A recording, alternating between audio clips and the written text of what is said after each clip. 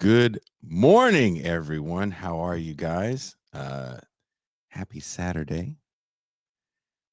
We have a pretty packed show today. Our guest is going to be coming on a little bit later than usual, but we definitely have some members of the Saturday crew. Let me bring in my homie, my dog, coming all the way live from Miami, Florida. He is the Pascal Robert.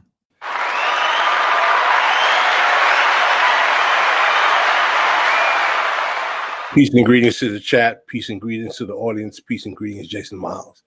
Hey. Also wearing probably the dopest hoodie I've ever seen that you just can't get anymore because it's a limited edition. He is Marcus of the Left Vets. What's up? The reason why it's limited, the inside of it is actually bald eagle. I don't remember who made this again. Some dope ass band from Oakland that allegedly makes all the music for this show.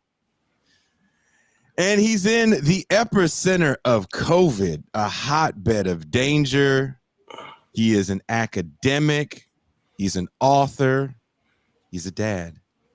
He's a husband. He's a good listener. He is Mean Gene Bajlan. Good morning, everybody. How's everyone doing? What's up? Well, I wanted to say here, like you mentioned Marcus's hoodie, but I actually think Pascal's purple top, it's a beautiful shade of aubergine, and it's like, it suits him. You said aubergine related to Jean? Is that why you said aubergine? No, what's this thing? It's you call it an eggplant in America, right? An aubergine. Oh, don't That's call a racial connotation, man. Don't talk about eggplants and black people. Eggplant is bad. No? That's what the Italians, the Goombas. Yeah. Is that what they call them? So Yeah, there's like a racial Yeah, man. You Moulignans. You freaking Moulignans. The It's Moulis. very racial. Is that what Aubergine. it is? Oh man, like I like aubergines. They're like a central component to my cooking. Okay, but aubergine, eggplant, only describe that in cooking. Okay. Look, I was talking about the color of his shirt. It was like a rich purple. Thank you. But the Italians in certain urban ethnic enclaves use the term Moulignan. The freaking Moulis. Oh, is that what that means? Oh, I had no idea. I don't know all the lingo yet. I need to be careful. When you grow up when you're traumatized growing up in New York City or Chicago or other those places where you have a lot of, multivariate white ethnics, you get used to this kind of stuff. What I was gonna say before Gene started throwing out racial slurs. Is this live? Are we live right now? We come in with the fire. I am so confused. Gene calling me an eggplant. Holy shit. Oh no! Get the fuck out of here. Gene calling me an eggplant. Friggin' eggplants. hey, That's really a thing. funny guy. Hey, eggplant guy. That's crazy. What with the friggin' eggplants and their freaking rap music, eh? Listen, Mooly. Hey, Mooly. Why you sound like Chris Cuomo now? That's like a good Chris Cuomo. Yeah, exactly. He sounds exactly like Chris Cuomo. Hence the point. Oh shit! Somebody's asking what the M word mean. We have some foreigners on today because we have a UK guest. They're asking what's the M word Mooly mean. Moulignan literally means eggplant. Which we call in Great Britain an aubergine. So you call eggplants OBGYNs? Yeah. Is that what they call them in Haiti? Because I think aubergine's a French word now. Aubergine. You know, it's really interesting. I don't know what the Haitian word is for eggplant. If it's aubergine in French, it's probably aubergine in. I can Google that. French for eggplant. No Frito-phobia. Yeah, the Frito-phobia it's a dangerous. And that's the thing is like the Italian people have just gained the respect. You know what it is? After winning the Euros. I think the word for eggplant in French or in Crüe is bergène. I think it's bergène is what's his name? That's related to Persian and Turkish. patlıcan in Turkish and bayancun in Farsi. I don't know what the Arabs call it, but patlıcan, there's a famous Turkish song called Patlıcan Domates. It's like about selling. We're getting way too arcane for our audience. They're like, oh, you guys were interesting at first, but now it's just too cerebral. So now I wanted to say this. I want to say rest in peace to a actual good friend of mine, Biz Markie. Yo, you know what? For real? Can we deviate from the politics and for like 6 minutes talk about Biz Markie?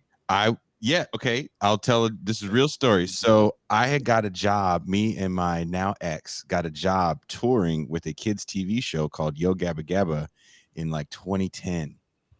And we had never seen the show. We got the job mainly because we weren't going to be weirded out around celebrity.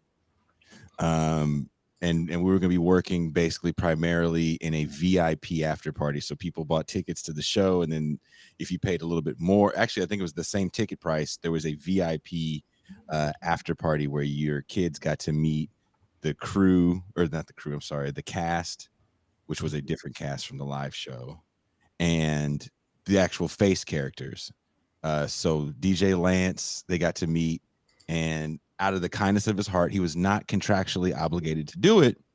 You got to meet Biz Markie, and if you're familiar with the kid show Yo Gabba Gabba, Biz does a thing called Biz's Beat of the Day, where he beatboxes, and it was cool to see because kids went crazy whenever Biz would walk in the room. You would see a bunch of 3 and 6 year olds like start screaming and jumping more for him than they would for the characters, and he would sit down with every kid. And there's probably no more than for the most of them outside of like the bigger markets we were in. New York was, too crazy. And of course, LA, right? He would sit down with every kid and like sit him on his lap and beatbox with them and talk to him. He actually hooked me up with my engagement ring. I got engaged on that tour. And that's a whole other comedic story. But it's really sad because he really was a really. I've seen video of Biz with the kids, and Biz loved the kids for real. Signed every autograph, and the work that he would do. He never took a day off, so we would have days off. We did 134 shows in like 4 months on that tour, so there was a lot of 2 shows a day. And it's a kids show, so they're earlier in the day. And on our days off, of course, it's a luxury tour, to me because I'm in a bus and we get hotels every night. So when you have a day off, it's great to sleep in a hotel. Biz would fly somewhere and DJ a party all the time. We'd be like, Biz, we're gonna go bowling on our day off. We're gonna go to the movies on our day off. He's like, no, man, I gotta go. I gotta DJ a party. Diana Ross called me. I got to go DJ her birthday. Like, it was always something with him that he had to go do. Never took a day off. And I asked one day, I was like, aren't you financially set yet? Well, let me tell you, I have a Biz Markie story relative to that. Right now, as you guys know, as you always joke with me, I am older than you. And yes, I was listening to Biz Markie's music when I was like in high school and college. We don't need to go into exact years. But when I was in law school, and I was in law school in the 90s, my last year of law school was in 98. And if you don't know, BALSA is the Black Law Students Association. It's a national organization for Black students in law school. And they had their annual convention in Boston. Now, as you guys know, I did the Black fraternity thing in college. So I was, contrary to what you may believe, I was a big party guy. I used to love to dance, party, go to clubs, and I've been to lots of parties in my youth. That you are that guy. I think you're the guy. In my early years, I used to do a lot of partying. And let me tell you, I went to this Boston's Black Law Students Association party in Boston in a hotel. Biz Markie was the DJ. Let me tell you right now, that is the livest party I have ever been to in my life to this day. This guy had the walls sweating. The party was so live. No one stopped dancing the whole party. I was like, yo, this is Biz? I knew Biz as an MC, but I didn't know that he was like this sick insane DJ. The DJ. Like, you don't understand. He flew all over. And we'd only have one day off. And it wasn't like his flights were lined up with where we were. It wasn't like we were in fucking New Haven and he was flying to, Manhattan. No, it would be like, I got to go to the Cayman Islands to go do a celebrity party, or I have to do a cruise real quick and I'll be back. Yeah, man. Biz, I mean, I loved his music, but because of that party, I'm like, yo, Biz was a sick DJ, man. He was really, I mean, first of all, shout out to Tory Reid. Like, one of the reasons why I'm a big Biz Markie fan is Biz put on my favorite hip hop MC, and me and Tory have the same favorite hip hop MC, which is Big Daddy Kane. You know what I'm saying? Mm-hmm. Biz is what makes Big Daddy Kane possible. So I'm like, for me, like, Biz Markie dying just brings back all kinds of memories of, like, some of my favorite hip hop. And people know Biz from his song, Only Just a Friend in the Vapors. But to me, the baddest Biz Markie cut, man, is Nobody Beats the Biz. Nobody beats the Biz. Nobody beats the Biz. That shit is hot. Him and another guy that people don't think is, or maybe they don't know, is an amazing DJ, and they're also really good friends. DJ Jazzy Jeff.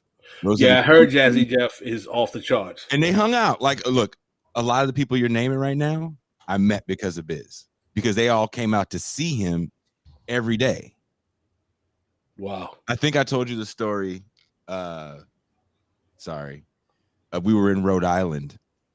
And so if you know Biz and you know Cutmaster DJ Cool V, yes, his cousin.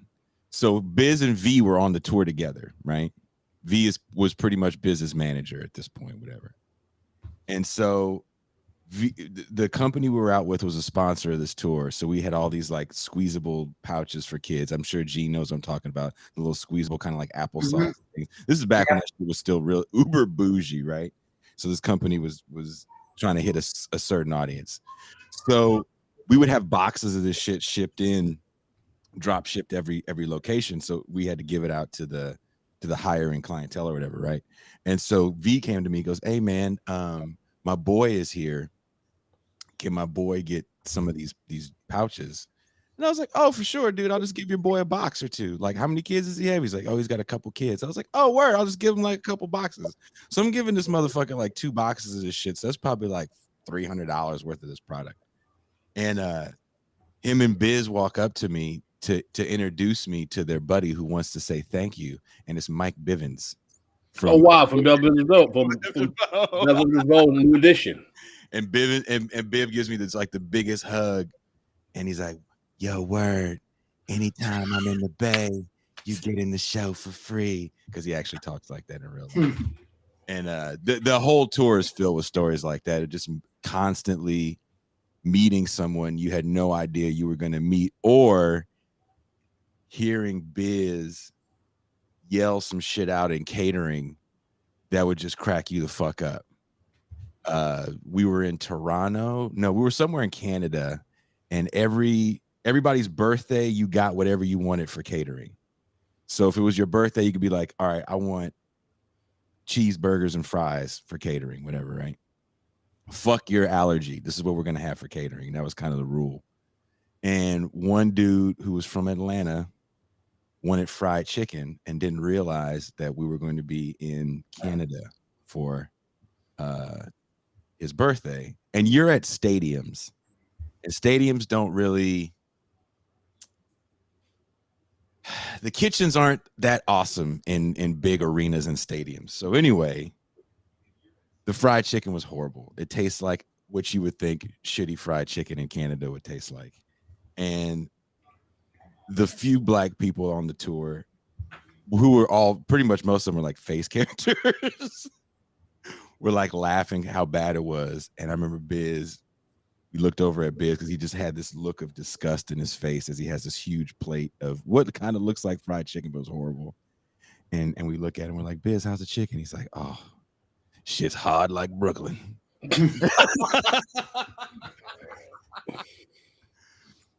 So I got hella missed that dude, man. He would call me hella randomly to bitch about basketball trades, like out of the blue. So yeah, man, that shit sucks, dude. And that guy had lost a fuck ton of weight.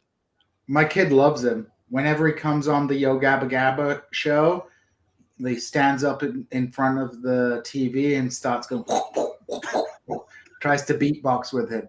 And it's a really touching, it's like a really touching section they do on the show. I mean, like, Yo Gabba Gabba is like really an excellent kids TV show. Like, the music is not soul destroying, because like when you have kids, and Jason will attest to this, the music they play for kids drives you insane. Baby Shark. There's an Australian group called Bounce Patrol. His music makes you want to like liquidate yourself.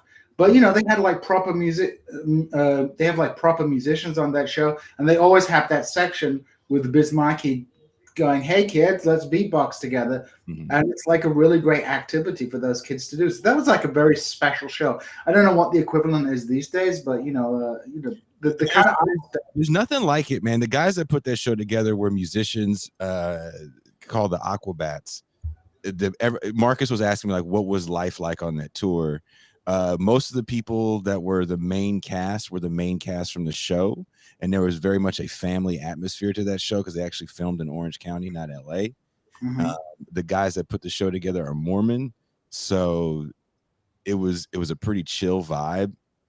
The respect people had for the job and the children, because there was quite a few people in the cast that actually had kids, made the tour a lot of fun. I mean, we definitely partied and shit like that at night because it was a day show, but that was like the most fun I've had in 4 months touring, was probably that tour.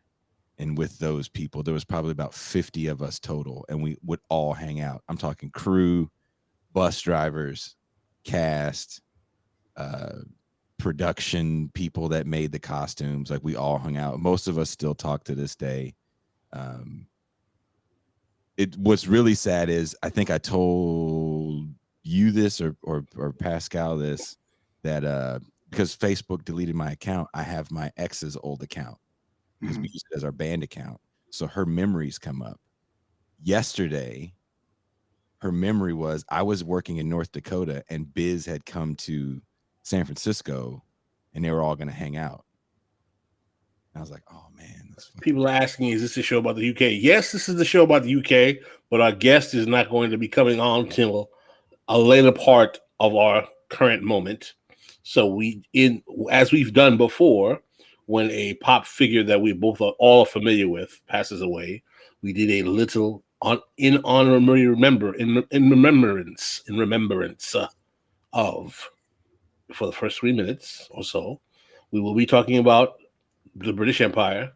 But since our guest is not here, we decided to have a current events roundtable. And if you guys will indulge me, I like to start off based on just a little due diligence I've done about what's going on in Cuba. I have found out, doing some research, that there are American rappers and entertainers who are siding with the right-wing forces in Cuba, crying for American intervention, who are promoting the quote-unquote oppression of the communist regime in a rather reactionary fashion on their social media. And certain rappers and entertainers, one of them is particularly well-known. Pitbull is one of them. Fat Joe, Laz Alonso, who is an Afro-Cuban origin. And I was like, whoa, this is crazy. And they are alleging that the protest movement in Cuba was started by Afro-Cubans protesting the administration, which is interesting because I don't know too many Afro-Cubans who want to go back to how things were for them under the Batista regime.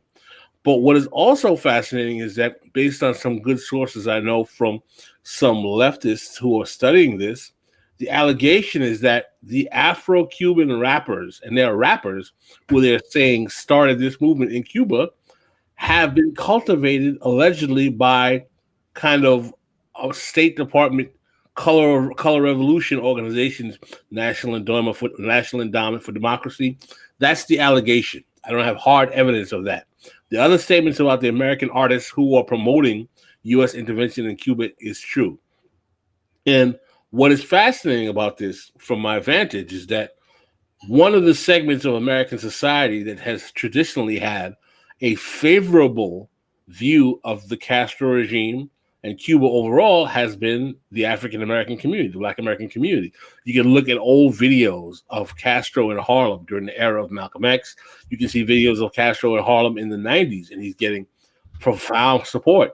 There are videos of Nelson Mandela explaining why he was a great admirer and lover of Fidel Castro, because Fidel Castro sent military support to beat the South African army in the Battle of Cueto Carnaval, which was instrumental in the ending of South African apartheid. For those who don't know, you can watch the YouTube documentary, Cuba and African Odyssey, and you can see the military expanse that Cuba sent to the African continent in the late 60s, early 70s to fight colonialism and basically help facilitate African independence from their colonial masters. So I just find it interesting the way in which there's the historical way in which hip hop and people who are acolytes of hip hop posit it as the revolutionary music force of the youth, that it's being used now as a kind of a counter-revolutionary force. Anybody interested in chiming in on that? Yeah, I would like to add something because I've been following this on the sort of liberal news network. So I was watching, for example, well, not watching, listening to MSNBC. They had Jason Johnson in for Joanne Reed, and he brought on a professor who basically portrayed made several very striking statements about the protest movement. First, she was like, this is an Afro-Latino-led movement. Secondly, she was like, this is an intersectional struggle. She said that, the Cuban regime is authoritarian. You can't teach critical race theory. You think I'm exaggerating, but this is literally the talking points. She was like, you can't teach critical race theory. And, maybe we should tell Marco Rubio that actually his position on critical race theory is the same as the Cuban regime's. And then she went on to say that, Castro banned all these Afro-Latino organizations in Cuba after the revolution. And this kind of woke washing of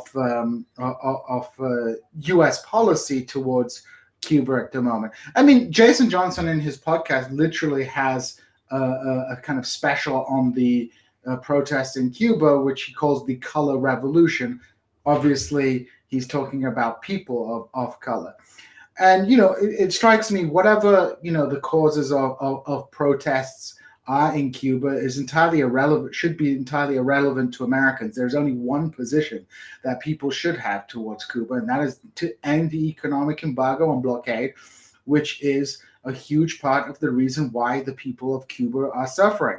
I'm not going to come on here and say, everything is paradise in Cuba, but everything is not paradise in the United States. So Americans need to focus on their own government and making sure that this brutal embargo, which it hurts the Cuban people, is ended, and not fall for this kind of very interesting shift in discourse in which liberals are trying to present the Cuban regime as being sort of retrograde and racist and against all this kind of liberal race and identity politics that we are, that is being mobilized on a domestic thing. And I think it's interesting, and I'll kind of end on this, is that, this this kind of great awakening, which we focus on in terms of its impact on domestic policy, is now being utilized to justify or legitimize some kind of regime change policy towards the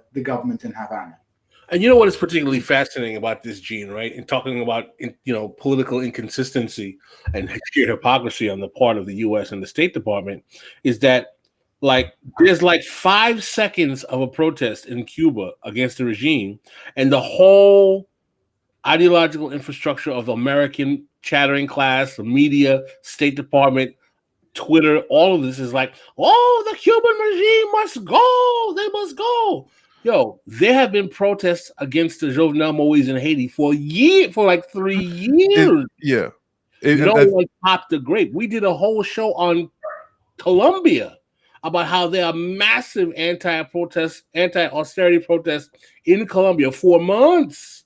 No one has popped a grape talking about the regime would go. Why should go? Why? Because those regimes are conveniently were allies of the United States, no matter how oppressive or problematic they could be. But literally a 5-second flash protest in Cuba, and then all of a sudden the world is the regime must go down. I think there's been already reports and stories that had come out about fake Twitter accounts, backing the Cuban protests or whatever, and like you said, there's whatever metrics they're utilizing, right, of protest, and why this is just such a grand protest for Cuban people.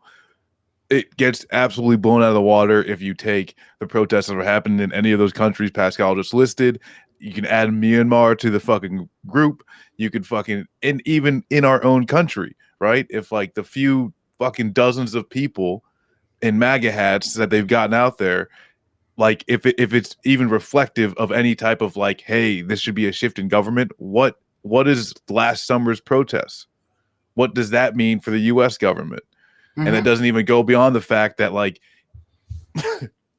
it's wild hearing a Fox News reporter ask Jen Psaki, why aren't we letting Cubans in?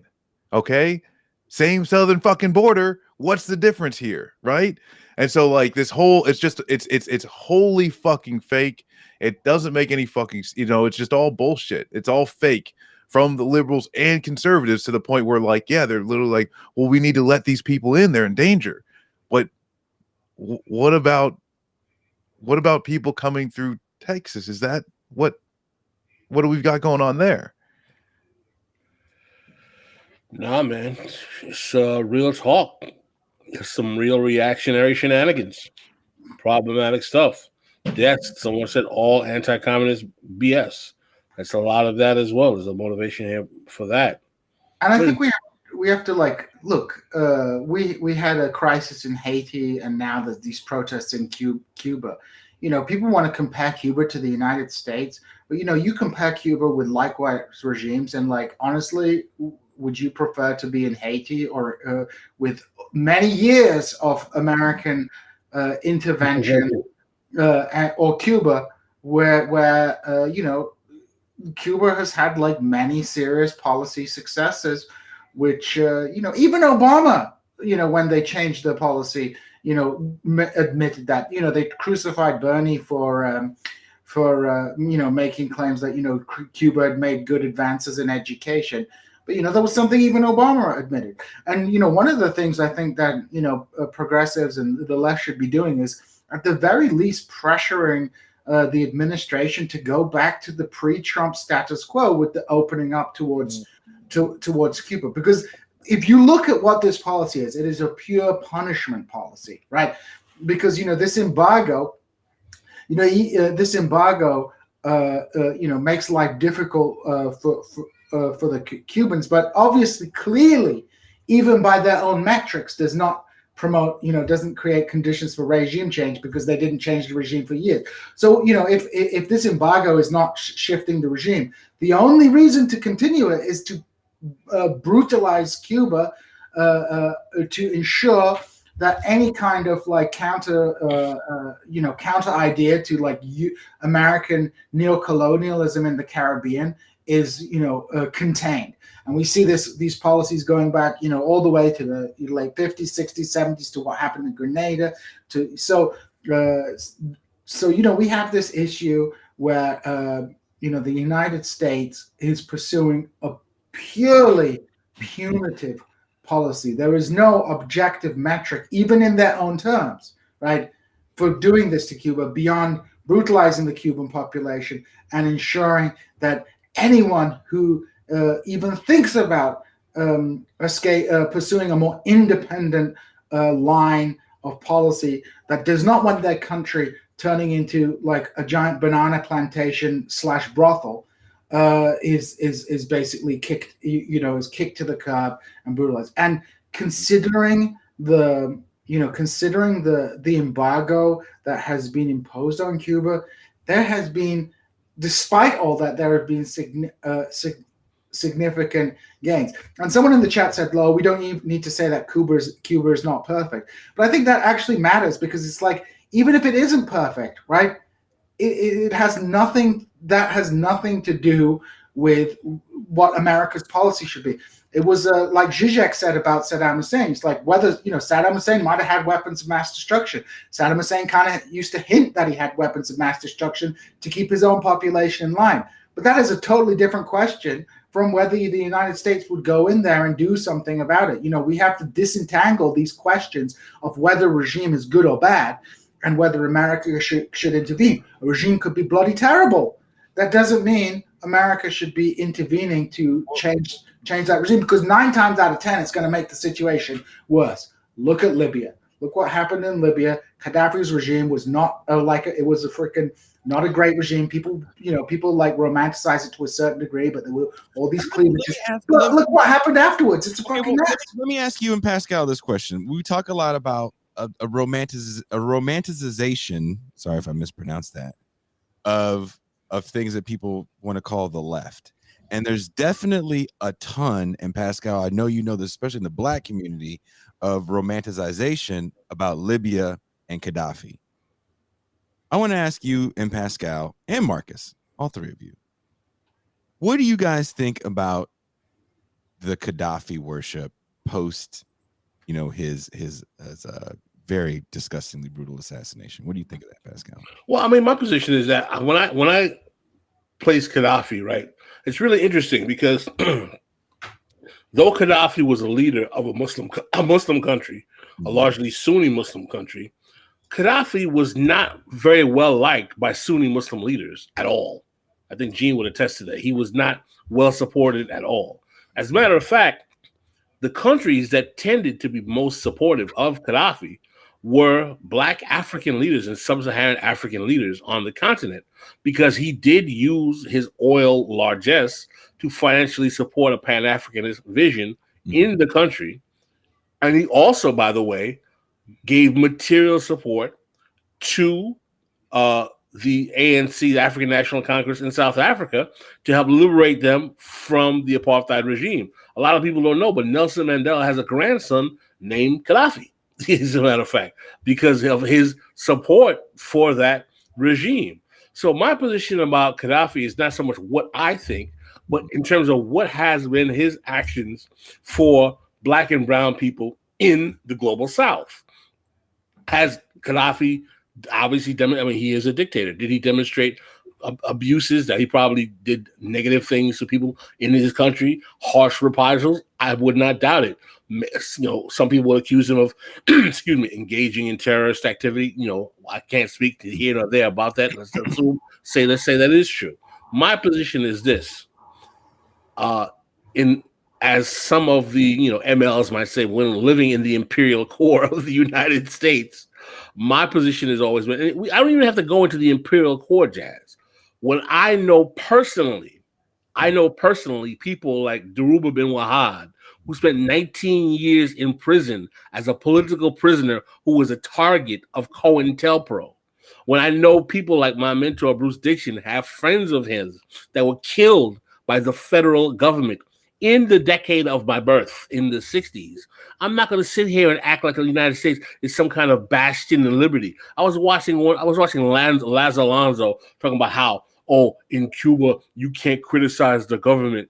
Oh, I was like, have you heard of the United States surveillance in the recent history of media discourse that we have right now? There's a girl getting charged for crumpling up a Blue Lives Matter sign in front of a cop. What are you talking about? I was like, Barack Obama, he used the Espionage Act against more journalists than in the whole history of the act in two administrations as president. You're talking about freedom of speech? What are you talking about? What was Edward Snowden talking about? It's how we have NSA surveillance of all of our information. It's amazing to me why I see these guys who have the political education of a kindergartner talking about it. I was like, oh, XYZ regime is so oppressive. Until 65, like over 60% of black people in this country were picking cotton and working as servants in people's houses. I was born in 68, and you want to talk about oppressive regimes? What are you talking about? We have more people in prison in America than China or the Soviet Union ever had. What are you talking about? And I'm supposed to get all tied up because a country that has been under the sheer attack of American capitalism since its inception in 1957, being Cuba, has some oppressive aspects of it? Really? It's absurd. You want to say something, Marcus? Yeah, I mean, as far as going back to like the Gaddafi worship, like I think there's there's a lot of people who are just ignorant to facts. I think within the United States, there's a lot of shit that the government through all of the three-letter agencies, right, have told enough lies, have done enough bullshit to where some people, just anything that they say, I'm going to believe the opposite. I think that part of that feeds into it. But at the end of the fucking day, there's a lot of people who just don't know any fucking better, right? And it could be for good, bad, and different, like out of any fucking world leader. But yeah, I mean, like, what Pascal is saying is absolutely fucking real, and this is something that we talk about all the time. But like, Congresswoman, what is it, Beatty, was just arrested in the Hart Senate building because she was protesting for voting rights. This is 2021.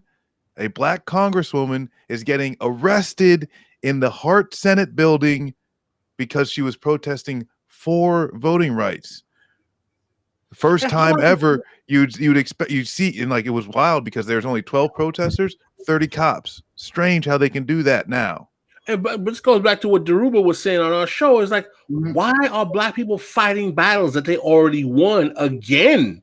Exactly. That was one of the strongest and most powerful points that he made last week, was that, for all this racial progress discourse, I would certainly say it's a lot easier to be in an elite profession as a person of color or a woman. It's a lot better than it was in 1960, but like on a mass level, we're seeing these huge reversal of voting rights, suppression of the votes, and increasingly authoritarian laws being driven by a Republican Party, which is like now openly authoritarian. And this was something that, me and Michael Brooks wrote about this like in 2017, because, we saw all these, Americans always, there was a lot of discourse amongst Republicans about how Erdogan in Turkey had protesters beaten up in front of the American embassy. If people remember that, his security detail attacked some protesters.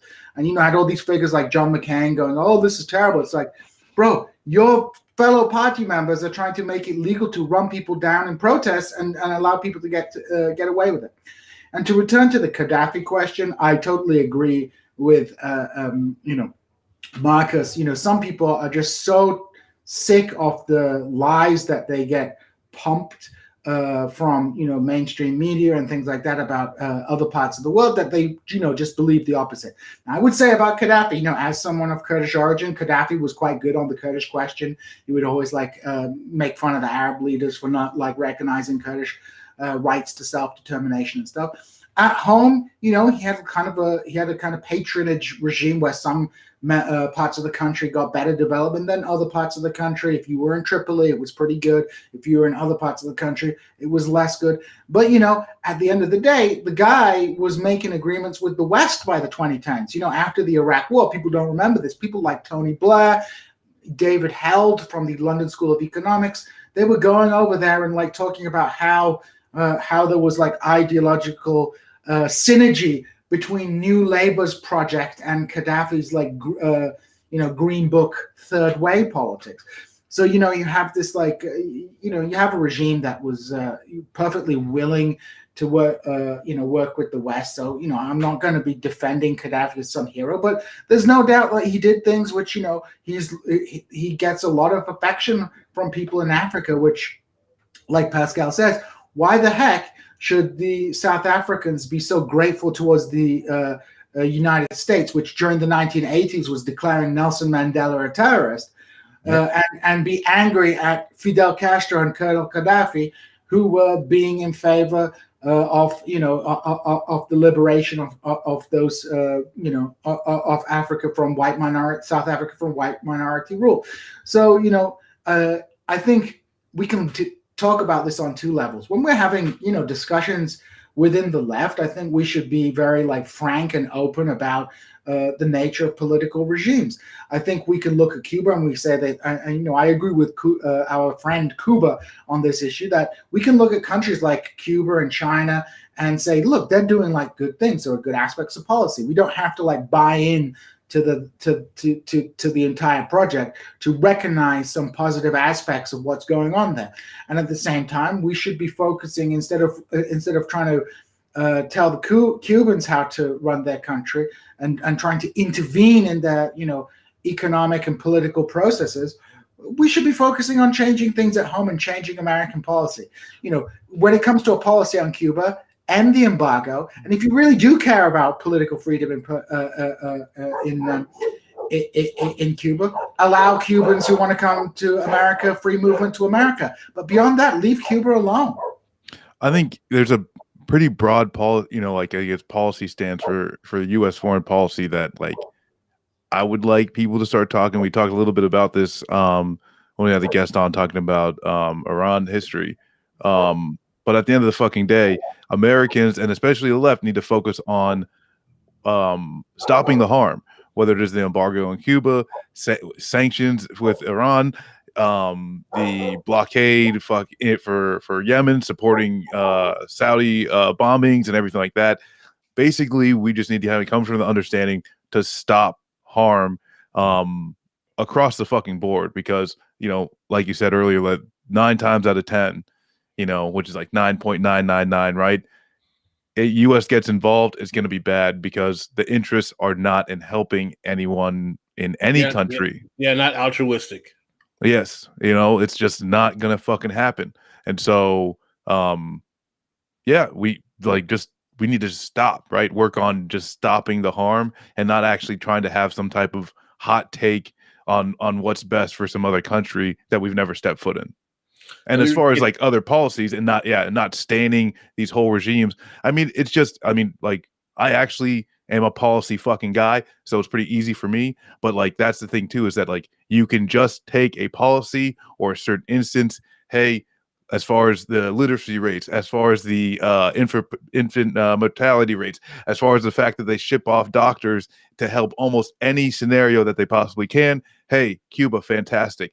Pulling the most people out of poverty, creating a huge manufacturing sector in the technology base that's literally breaking the fucking U.S. You could give it to fucking China on that. But at the end of the fucking day, you don't need to, I'm not going to have a Xi Jinping poster up in my fucking wall for any of that shit. Let me address this super chat. Dozens of people have died and hundreds injured in Colombia in protest against that regime. But one person allegedly died in the Cuban protests, and it's an international crisis. Hello, they're going back to our earlier point. Where is the equality of opposition, equality of outrage between what's going on in Colombia and what's going on in Cuba? There's not, because this is not about justice. This is ideological. It's purely ideological. There was more Americans injured in the Black Lives Matter protests than people were at these against Cuba protests. And like the numbers just don't make any sense. Like outside of Miami, where Pascal is, from my understanding, in Cuba, they're pretty much like done. It was like that day, and that was it. And let me tell you what's fascinating, right? I'm glad you mentioned that, Jason. Our governor in the state of Florida, Ron DeSantis, or some would say DeClantis, is literally, right, passed an anti-protest bill to sanction pretty much Black Lives Matter. Like if you get caught protesting on the highway, blocking traffic, so on and so forth, more than a certain fixed number of people, you will get arrested. All these Cuba protests break out, going crazy, buck wild in Hialeah and whatnot. Everyone's asking Ron DeSantis, what's going on? Oh, well, that policy wasn't created for this kind of circumstance. And people are like, oh, why? Because their shade is not dark enough for you to implement this draconian ass policy. So for Black Lives Matter, you protest, you get the barricades. But for the Gusano Cubans, you get hugs and kisses from Ron DeClantis. And this is why the liberal reaction to January the 6th is dangerous, because January the 6th has scared a lot of liberals, which has led them to embrace a greater securitization of American policy. That's always how you do it. Even if we do agree that suppressing January the 6th would have been a positive thing, and so on and so forth. The fact that it's encouraged liberals to think, oh well, we should move forward with greater securitization. Who is that going to be used against? If you create these tools, it is not as if states utilize those two tools equally, right? They will utilize them in a deeply partisan fashion. Like in Turkey, they have like anti-racial hatred, anti-ethnic hatred laws. And those laws are never used against Turks who say racist things about Kurds. But if you mention anything that, if Kurds mention anything about their identity, they could be liable to being, taken to court for inciting racial hatred. So the law is never blind, right? The law is always implemented by a state. So if you enhance the state's ability to, engage in securitization of policy, who do you think is going to be executing these policies, right? Even if you have a nice, friendly, liberal regime, which they're not usually that nice and friendly, you'll eventually get some nutcase who will use legal powers, perfectly legal powers, to engage in all kinds of suppressive tactics. And comparing, and on kind of one final point is, I think also, when we look at the United States and we look at the type of political repression that takes place in the United States compared to, let's say, a country like Syria or Iran, the United States, has an enormous, is so powerful. It doesn't always need to engage in beating everybody up to ensure them. There's this distinction between a kind of strong state and a fierce state. A fierce state is actually a weak state because it has to use violence to maintain power. In the United States, you have this impersonal legal infrastructure that helps the state maintain power. You have all these civil society organizations that operate as a kind of arme propre of the state. So just because the American state does not have to round up hundreds of thousands of people for political activity, it doesn't mean that it's not engaging in kind of political suppression through both security measures, but also through ideological warfare, in what Pascal always refers to as the ideological superstructure of society. Gene, there's a super chat I think you should read. Yeah, Gene, think about how much more surveilled we have been since 9/11 attacks. If they up the security due to the 1/6, it's going to be like China. I mean, is China that much more surveilled than the United States? We self-surveil, and a lot of this surveillance infrastructure is controlled by private sector. So, I mean, yeah, I think It's the ridiculous thing that people talk about, isn't it? It's like you have all these people freaking out about getting the vaccine because they're worried that Bill Gates is going to put a chip in them and track them down. When in fact, they've come up with a system where people quite willingly hand over their information, their political opinions, and so on and so forth. So, this huge infrastructure exists. We've already seen mass surveillance programs. There's no reason that this couldn't, this private infrastructure can't be, brought, can't be used for political repression. I think it's wild to me that it's like the same type of people who are, screaming about like censorship and or like, not wanting to be, surveilled or anything like that are also the same people who are like literally like live streaming them breaking into the U.S. Capitol and shit like that. Or people that live stream themselves doing criminal activities. Yeah, like literally, it's like the same type of shit. And like, there's and this is what's funny, which I think is going to be a huge blow up in their faces. But now the right wing is gone as far as like, hey, making their own media platforms, and now their own like cell phones. It's like a freedom phone.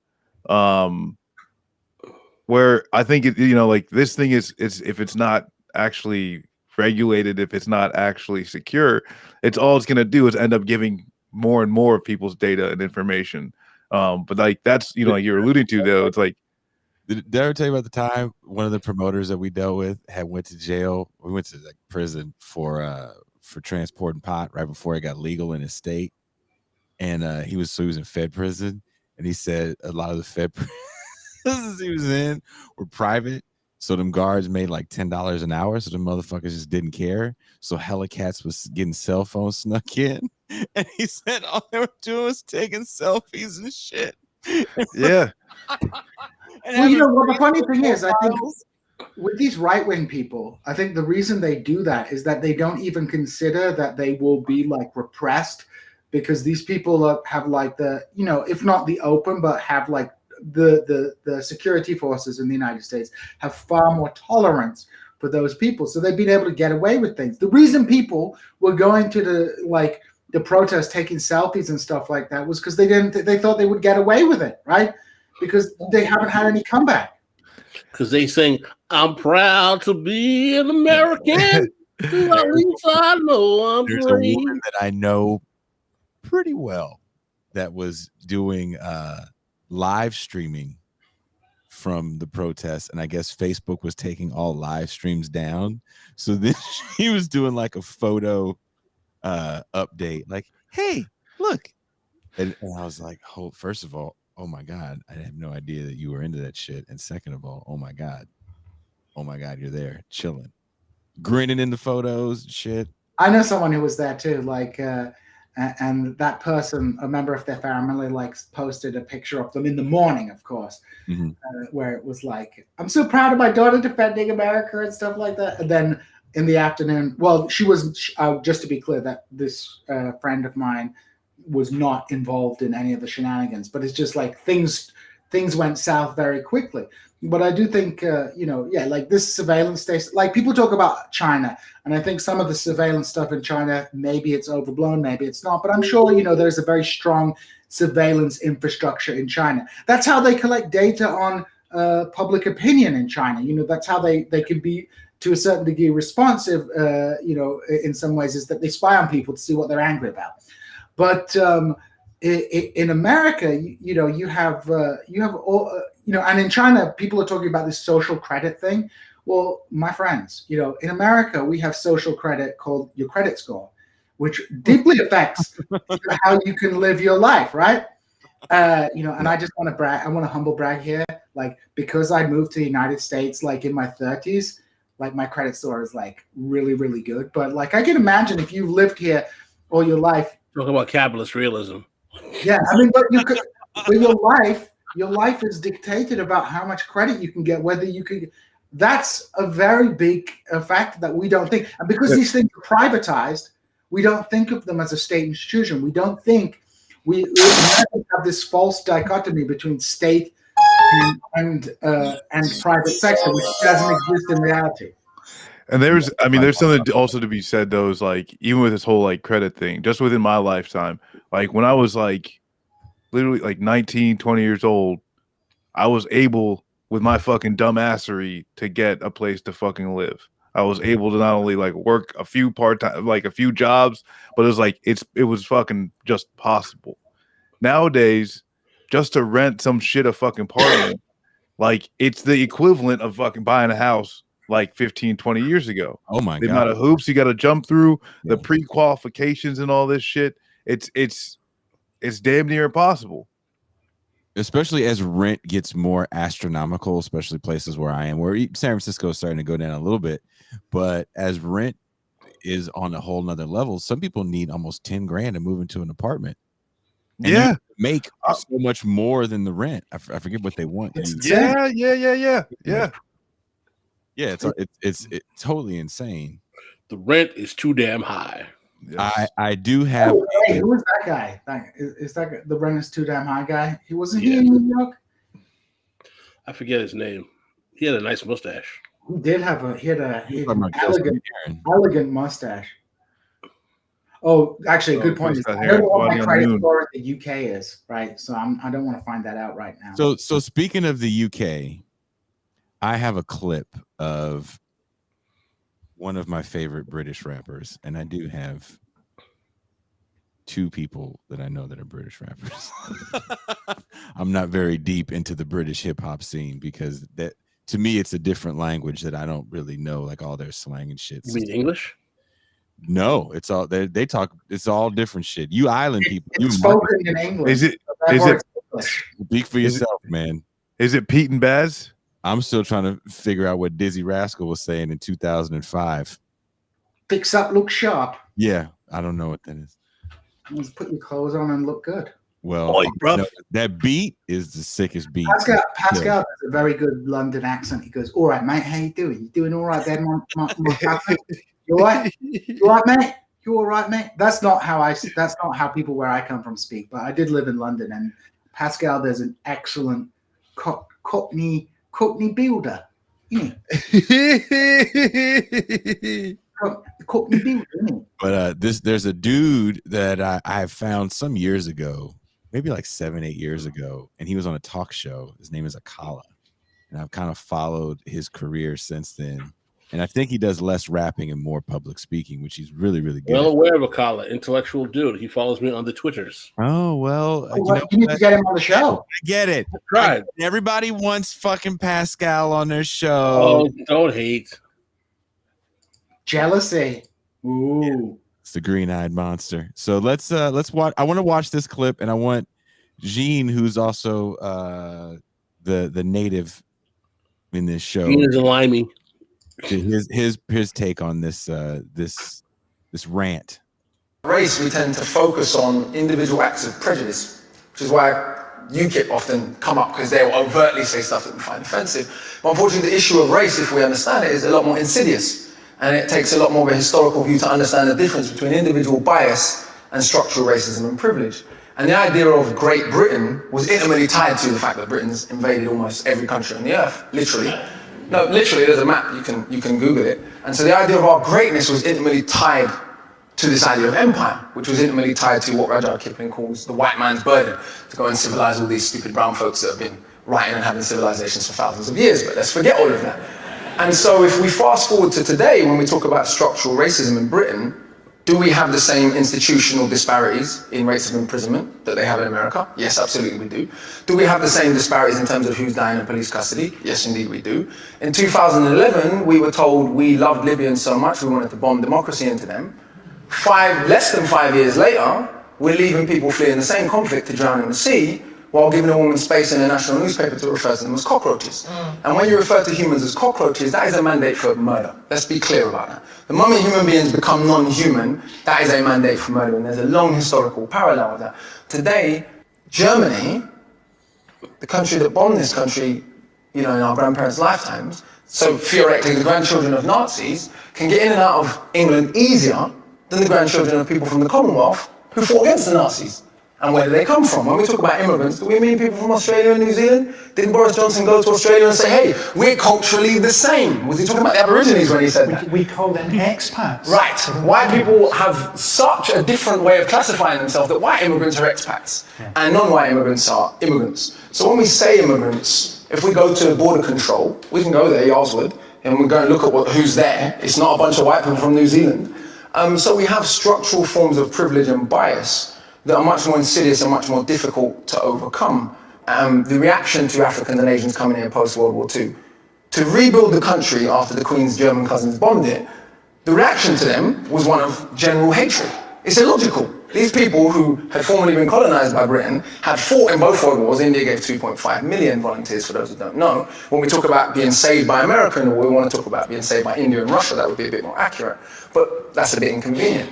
But the reaction to those people and their descendants has been one that is about structural bias and privilege. The greatest metaphor for this might be Canary Wharf and Tower Hamlets. Sure. If you look at that predominantly Bengali community that has to look at Canary Wharf every day, how many of those people work in Canary Wharf other than to clean toilets? I only got into that through grime. So the first thing, I listened to grime records and they're all rapping about E14. Yeah. And I'm going, where's that? And I'm like, Canary Wharf? Yeah, there's definitely not rapping about it. I suppose what I'm saying is not about saying that there's bias and bigotry everywhere in the world. The country my grandparents come from, it's pretty much generally accepted that they don't like gay people. But what's interesting, race even plays a role in that. In Jamaica, we have disgraceful homophobia. No one ever says it's because of Christian fundamentalism. Because even though it is justified in explicitly Christian fundamentalist terms, because only Muslims do bad stuff because of their religion. Because we know almost all the Muslims in the world are brown. Whereas when a German Wings pilot crashes and kills 150 people deliberately, or the man in Norway killed nearly 90 people. I was in Australia when that happened. This is how uniform the agreement is that white people will be portrayed differently. The Australian media referred to Andres Breivik as having terrorist-like tactics. Yeah. I mean, to think about it.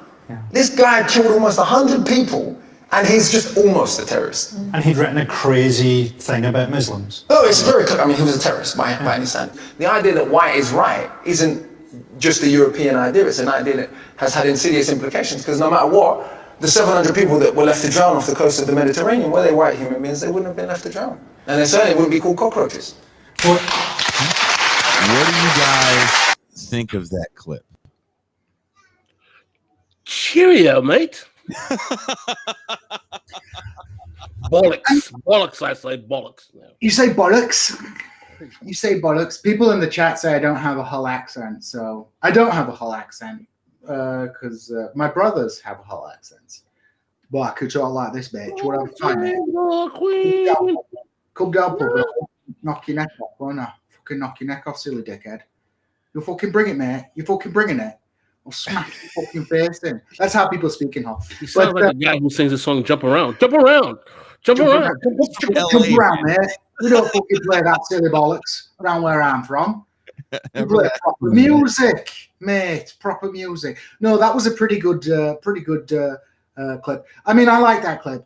I'm not into all this like privilege kind of like language and stuff like that. But the general point he's getting across is like very salient. I think one thing you have, like Brits, liberal Americans and liberal Brits have like a very similar perspective that like America is this barbaric, backwards place, and Britain, for all its faults, is a bit better, right? Now, I think Brexit and the like interminable Tory government have sort of shattered that perception to a certain degree, but Britain has many, many retrograde aspects to it. For example, one of the reasons I live here in the United States was because it was extremely difficult for my wife and I to move to the United Kingdom because she's not a British citizen. And, you know, there's a lot of restrictions. America is actually a lot easier to move to and emigrate to than the United Kingdom or indeed many European countries. And I think it's an important distinction that we see being made, especially by the right-wing press, you know, about, cultural connections with empire, the Australians and things like that. But we, there's like a fundamental hypocrisy. And I think one of the important things that, you know, has to be brought out is like, for example, the fantasy of the Second World War and the British psyche, right? Cuba often talks about, you know, America and the American establishment living in like 1990s world when they're riding high from the Cold War. Britain lives in 1940, and there's this kind of notion of a blitz spirit that Britain stood up to the Nazis and stuff like that. Now, you'll see in discourse about the Second World War, actually, it was the Americans that saved the day. The Americans saved us. That's the narrative on the right. And the narrative on the left is, the Soviet Union won the war. Well, up until 1941, the Soviet Union and the United States weren't involved in the war. So what allowed Britain to maintain and sustain itself? It was the empire. Britain was not some plucky, like small European country standing up to the Nazi juggernaut of Europe. It was a country that was able to call upon the resources and manpower, not only of the white dominions that were basically created on the blood and bones of indigenous people, but also the vast resources of the Indian subcontinent, of Africa, of parts of Southeast Asia, and also, all kinds of informal networks of influence and control across the Middle East. So the British Empire and the contributions both in economic and military terms of non-Europeans were critical to Britain's ability to fight the Second World War and resist Nazi advancement in 1940, when Britain was politically and diplomatically isolated. And this kind of double language that is played, where Muslims are, where white nationalism, white terrorism is downplayed. Like when I was a kid, right? Honestly, when I thought of terrorism, the word terrorism in my mind was associated with Irish people, right? Yeah. Because of the IRA and things like that. It wasn't until like 9/11 or maybe in the 90s that started changing.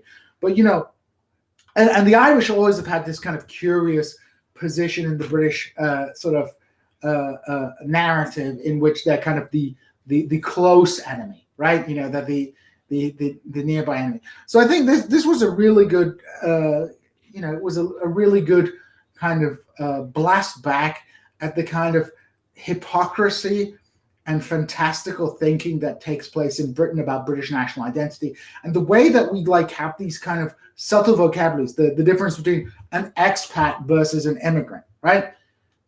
I'm an immigrant in the United States. People wouldn't call me an expat in the United States. It's like, where are you going? If you go to Hong Kong and you're a white British person, you're an expat, right? You're not an immigrant. It's like this ridiculous language designed to make differences between people. And it's like pervasive in British life. And as much as the British like to think of themselves as being somehow morally superior to the racist Americans, or at least the liberal wing of the British establishment do, that is certainly not the case. It's just our bigotry and our racism is a little bit is orientated along slightly different axes. I don't know what other people think. That's a very profound and extensive analysis there, Gene.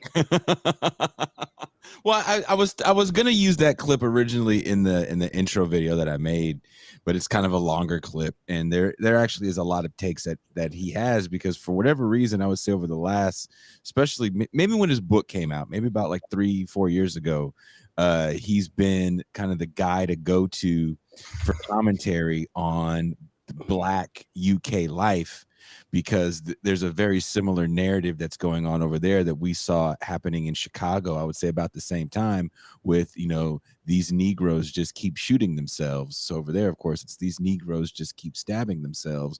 What is with these Negroes that we got over here post World War II, the descendants of these kids, where they just can't get right?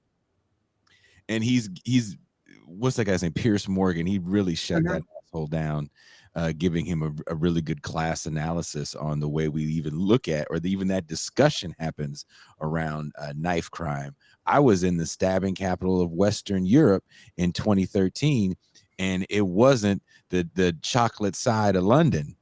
It was Glasgow. No, I'll tell you this, people talk about teenage pregnancies. When I was growing up in the 90s, my hometown, Kingston upon Hull, which is one of the most white major cities in the United Kingdom, was like the teenage pregnancy capital of the country. The issue is clearly, when you drill down into it, the class divisions in British society, the declining social mobility in Great Britain. Just like in the United States, in the post-war era, there were some mechanisms which allowed for greater social mobility. Those mechanisms have been progressively annihilated over the last 40 years.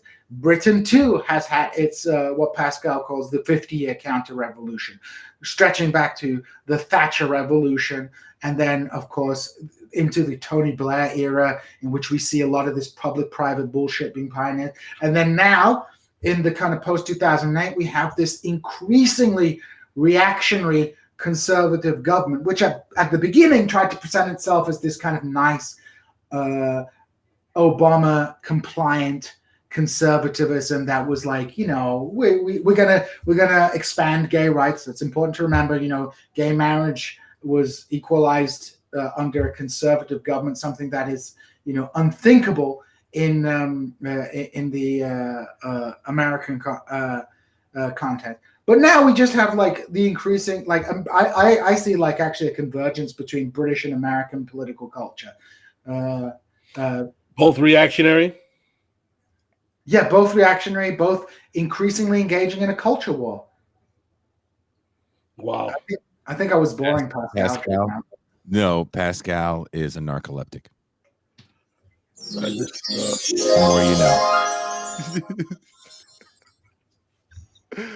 know. But one thing I did want to go back to, because like something you talked on is just like this ahistorical narrative that gets run about World War II that actually, you know, like it happens largely, you know, in the UK and the US. The only difference is like for the UK, it was like just, I'd be like celebrating surviving, you know, a lot of like, especially like what they have to fucking do.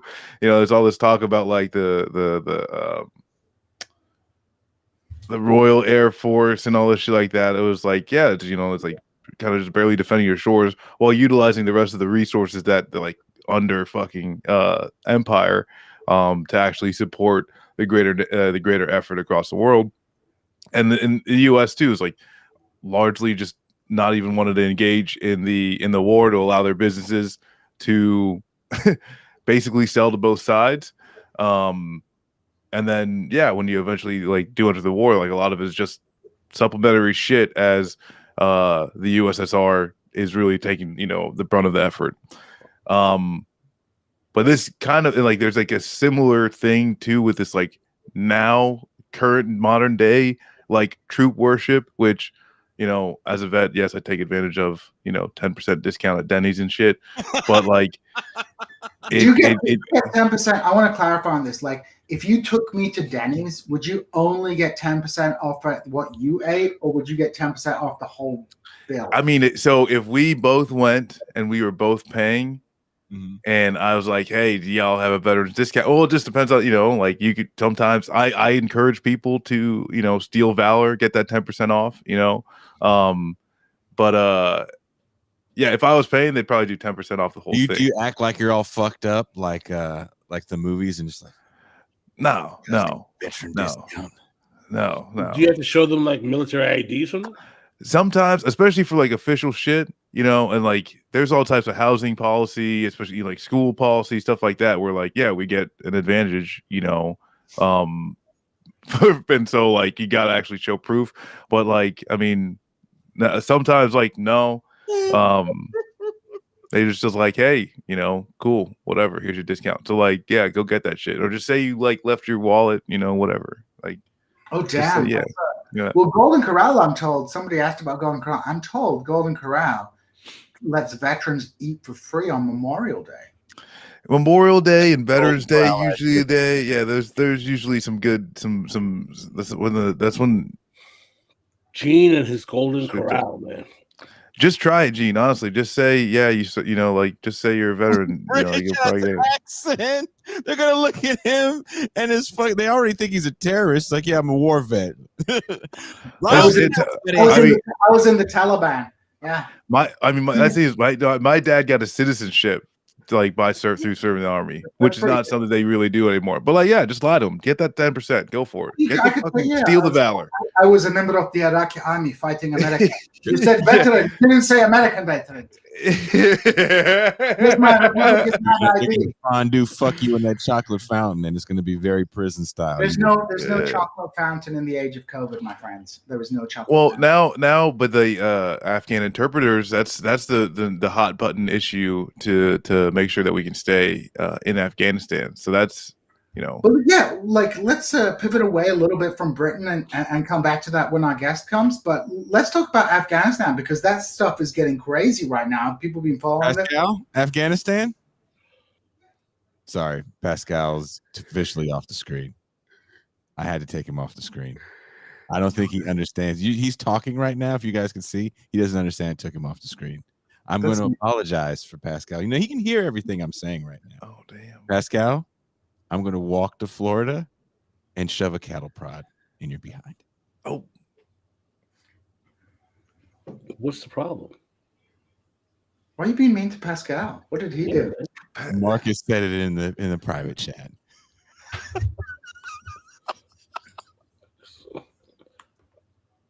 They're accusing me of nodding off during the podcast. Wait, let's ask the chat. I'm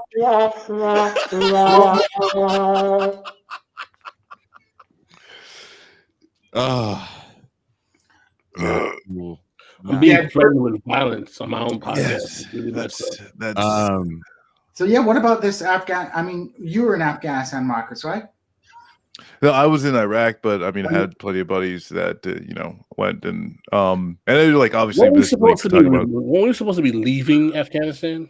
Well, this is like we're like just like we don't leave. There's just like so many things about the whole narrative of us ending the war in Afghanistan that was just wholesale fucking false. Because even when they talk about ending the war, contractors, military contractors were off the table, which a lot of them like are just subsects of the actual operating military, but a lot of them are not. CIA, the death squads, which actually Joe Glenton is a great UK writer that's done some work on the zero units that's supported by the CIA, as well as some of the like weird troop worship that goes around in the UK society. But at the end of the day, there's a whole list of things, and as of right now, they're talking about even still since a lot of the neighbors around Afghanistan aren't willing to work with the United States to establish bases. They already have enough capabilities to continue airstrikes and drone strikes into Afghanistan. And I think there's always this continuing narrative, which is spelled out in the Afghanistan papers, which is a bunch of FOIA documents that actually line out how the United States government, the top generals, had no idea what they were doing in Afghanistan. Like literally starting 6 months after the beginning, Donald Rumsfeld is saying we don't know where the bad guys are. So this whole like thing is just all bullshit. And so that's I mean I think a lot of what's coming out of especially from the U.S. government about these concerns of women's rights, or even we need to take time to vet people as far as the interpreters go. It's bullshit. The United States government gets to choose how quickly people come to the U.S. And the United States president especially can change some immigration law like that. It's just all U.S. bullshit. Pascal, your take? My position is that what exactly are we seeing that the Biden administration is doing any different relative to Afghanistan except prolonging the speed in which U.S. troops withdraw? I mean, so what we're saying is that there's basically nothing, there's been no improving of the status of affairs on the ground between Trump and Biden, in fact, worsening because he's delaying something that Trump promised to do months ago. Is that all we got?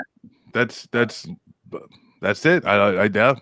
I mean, there's nothing different other than the extension, I think.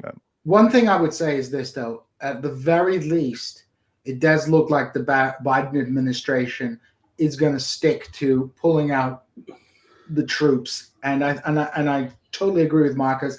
This pullout of troops is not going to be really an entire pullout of troops, because there's going to be these contractors, there's going to be all this infrastructure that is privatized. If you remember, a couple of years back, people were talking about Eric Prince was talking about building a mercenary army to take over from in Afghanistan. These things were openly discussed by figures both in the media, but someone like Eric Prince. And one has to recognize an increasing proportion of American military power is exercised not through the armed forces of the United States, but through private contractors. You go to we call them contractors, which when someone speaks like I'm a U.S. Army contractor, it's like, you mean you're a mercenary? Yeah, it's same thing like immigrants and expats, right? Contractors and mercenaries. Contractors a little bit more squishy because it includes like civilian contractors, but the fact that we have military and civilian, military contractor means mercenary, right? Yep. So I don't think it's going to be a complete pull-up. But I will say this, there is being a lot of pushback. I'm seeing it in the media. There's all these tears about Afghan women. Now, and I'll tell you this, the only moral policy, we often create a dichotomy between we either stay forever or we pull out. Well, in my opinion, there's actually also a third option. It's pulling out, but also allowing any Afghan who wants to move to the United States to move to the United States. Because you've been in that country for 20 years.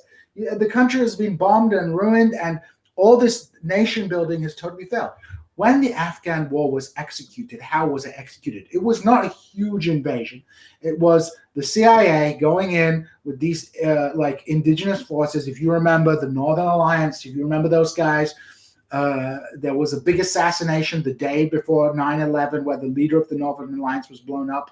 And I remember that very well because I was listening to it on the. I'd been following the Afghan war on the BBC World Service, right? And they used these guys and they conquered Kabul and they set up a regime, right? Then they did all this nation building, and I'm sure there were people within the American foreign policy establishment who were like, "We really need to rebuild Afghanistan." There are people who drink the Kool-Aid, but the main reason for this nation building was an excuse to loot the American treasury. When we look at American imperialism, there are times where American imperialism is an excuse to loot a country of its resources. But in recent years, this neocon imperialism has been an excuse to loot the American treasury by issuing all these contracts and dumping money. And I think that's what we have to understand about the nation. They don't give a shit about the resources of Afghanistan. There's no resources of Afghanistan. You might be able, and Cooper said it a couple of weeks back when we did this discussion on Afghanistan, was they would tell people that there's all these natural resources to Afghanistan. That's a reason to stay. The real reason is to keep those sweet contracts going and people are making big money, right? The arms industry is making big money selling weapons. Yeah, this is the shit that, I largely drown my head in most of my research. But yeah, there was just a report that came out, I think, early this week saying that 10 defense contractors were in the top 20 of companies that were did best, despite the pandemic type shit. The amount of money, and so 40 is something like 46% of the U.S. Discretionary budget goes straight to the DoD, and then of that, you say about half is just straight up military contracts. You've got these big five companies: Raytheon, Boeing, General Dynamics, Northrop Grumman, and I think Honeywell is rounding that out. But literally billions and billions of dollars of revenue, right? Profit and shit that is just a straight pass through that goes from the U.S. Congress appropriations into their bank accounts for all types of weaponry that may or may not fucking work 2 decades from now. And you go back to fucking 1995, that's when they started talking about the F-35. And now we've got a $1.7 trillion piece of shit that decapitates pilots when they try and eject, can't fly in the fucking rain. Christ. Yeah, and it can't fucking shoot straight. They literally they just make promises of, hey, we'll be able to make this plane do this. and then they just say, well, how much is it going to cost? Oh, well, you know about that. Yeah, we're going to need about 15 bill right now. And then a few months later, oh, we made a mistake. We can't make these parts. They're like all types of bullshit. And at the end of the fucking day, the thing that, like, war is a racket. This is a scheme for money. They're now talking about the F-35 being too expensive as a flight platform, and they need to make a new cheap one. There's just this doesn't make any sense. This is not about defense. It's not about safety. It's about making money. Yeah, and they dump like, and the incentives and structures are like, you get given this money by the federal government, and then like you have to spend it. So they're like spending that money on like bullshit stuff just to spend the money. So it's a massive waste of resources. Now, of course, as a byproduct of a lot of military technology development is we get civilian technologies. But, you know, you could cut out the middleman and dump that money into universities and research institutes and bring them under control. And they say socialism doesn't work. Yeah. Well, and this is where this is where people who decry against MMT, it's already fucking happening. This is where people who, you know, this like state capitalism, we are fucking doing it. Especially when it comes to the military-industrial complex. And the thing that, Gene, I want to ask you: are there any sponsored research like parts of your university that are done by any defense contractors? Because I know at almost every university around where I live right now, right? Take 6 that I could fucking find, get to within an hour. All of them have a research wing that is completely paid for by a defense contractor, i.e. Raytheon, General Dynamics, Boeing, any of these things. So I mean, I don't think Missouri State has. We have like an agricultural college. I mean, and we have a big ROTC program as well. No, listen. What Marcus has said is so important. The academia is often mistakenly categorized as a liberal institution within the left flank of capital. But what Marcus is detailing here is that the military-industrial complex uses and funds academia for R&D to help keep the war machine going. Now, we don't think that they're going to be social sciences like international relations, political science departments. They're going to be filled with reactionaries to help buttress and support the policies that the university is taking from the funding for those military researchers. Of course there are.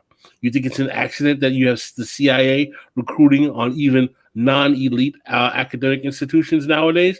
That's what posters of the CIA recruiting at fucking FIU in Miami, man. Well, they need the black people. They got to go outside of the elite colleges now. Let me tell you, yeah, it's the woke CIA, man. You can be a Latina, a Latinx. You know, this is going to be the thing, isn't it? It's going to have our first trans woman, Latinx, you know, torturer, and then the Biden administration is going to be like that social progress. But you know, like I think this is what people have to understand about academia. The mythology about academia, as Pascal says, is that it's a liberal institution, and I wouldn't deny that there are certain parts of the university that lean liberal or even leftist to a certain degree. And of course, the political right makes a lot of hay out of that as part of their cultural war nonsense. But universities aren't just sociologies and history departments, right?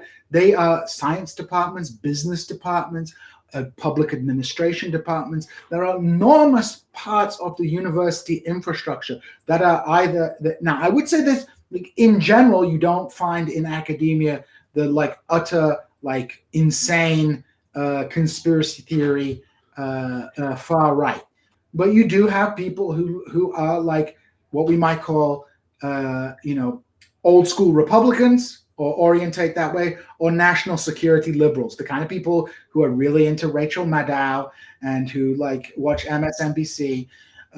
So you have like a very strong weight in many departments that pulls politics to the right. You know, my department is pretty left-wing in Missouri State. I would probably say it's the most left-wing department in Missouri State, partly because it's one of the youngest departments in Missouri State.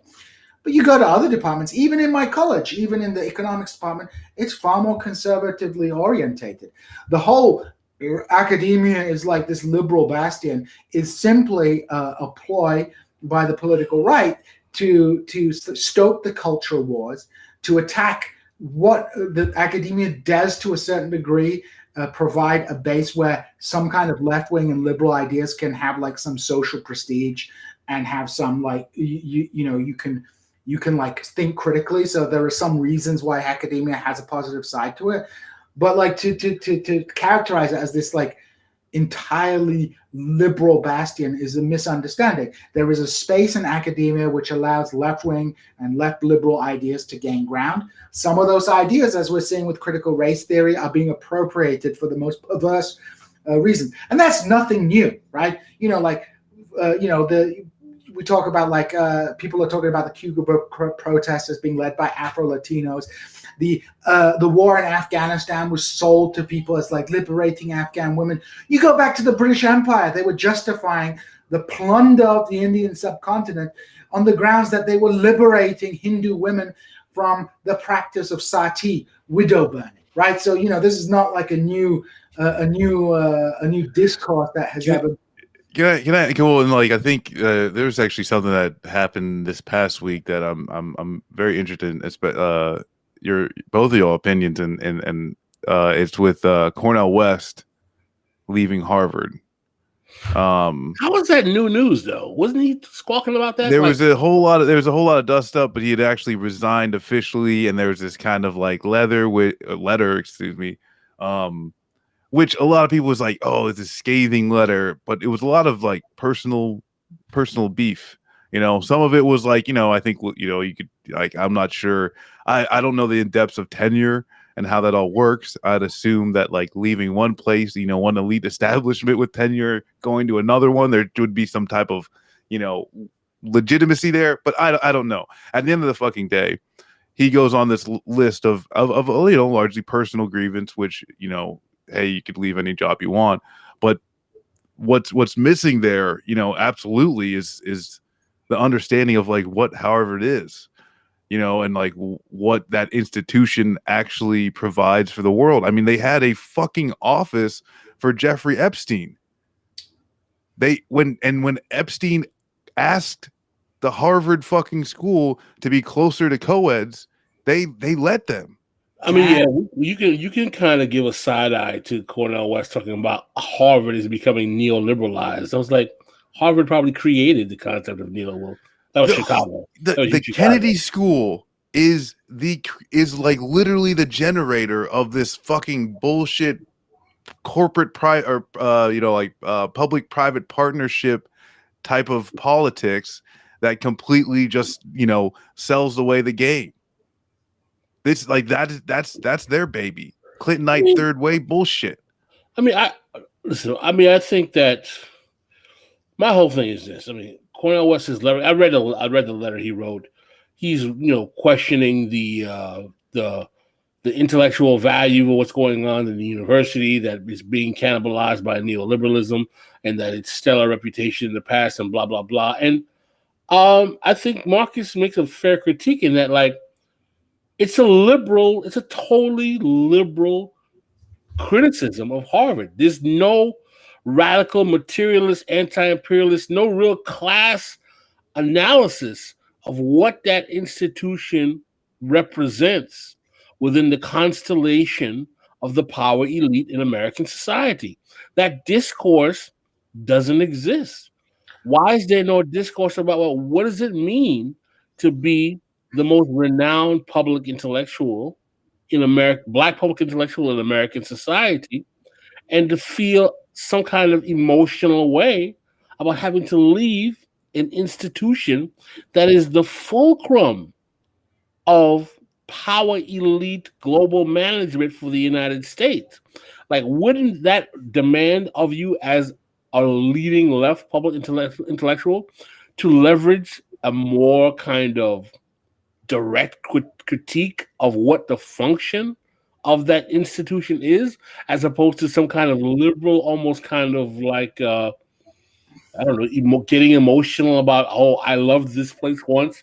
And I mean, I guess I have to ask myself, is like, is Cornel West idea or love of this intellectual higher, like higher learning, this type of like, you could define it probably better than I, but it's like, it seems like he's like in love with this like idea of intelligentsia. How can he make that critique? How can like, as much as Cornel West is an important public intellectual, has at times made very good critiques of the system and so on and so forth, how can an individual whose career is entirely carried on within the elite institutions of the United States that are not they're not even public institutions. If you're at Oxford or Cambridge, you can at least hide behind the fact that those are publicly controlled institutions. These are private institutions. So, like with Cornel West and with Hannah Jones and on all this stuff, on one hand, I have sympathy. Like, Cornel West is like clearly persecuted to a certain degree because he stands up on Palestine and he says things. He doesn't go within the guardrails necessary. But on the flip side, he is a product of the neoliberal university. Why do I say that? Because the neoliberal university is like a football team. You need to hire a rock star academic that's going to attract public attention. Edward Said, this like great bastion of critical thought within the American academic establishment, also benefited from the fact that he was a rock star academic. And so, this neoliberal university creates people like Cornel West. So there's a kind of contradiction. Say it again for the people in the back. The neoliberal university creates these people because it creates this notion of a rock star where you have, I couldn't even imagine, like, Cornel West is complaining about it. He at least has got a freaking job, right? Most academics, right? If I lose this job, I'm going to be unemployed, right? I'm not going to be able to like transfer immediately to another fancy university. And I'm a relatively privileged person. I have a degree from a prestigious university. I have a tenure track position, but I'm not a rock star academic who is like, bringing public notoriety to universities that are attracting things. Same with Hannah Jones. Like, it's kind of shitty that they changed up the conditions of her tenure, that position that she had, because of the public controversy and the response to, the politicization. Basically, as far as I understand, what you had was an administrative intervention into a process that should have been controlled by the faculty. But at the same time, it's like, she's going to go to Howard University and get a sweet job. What about the hundreds and thousands of people who are in crippling student debt and are teaching 6 courses in universities and at the same time are being shit on as being like elitist snobs when they're like can barely make ends meet as adjuncts?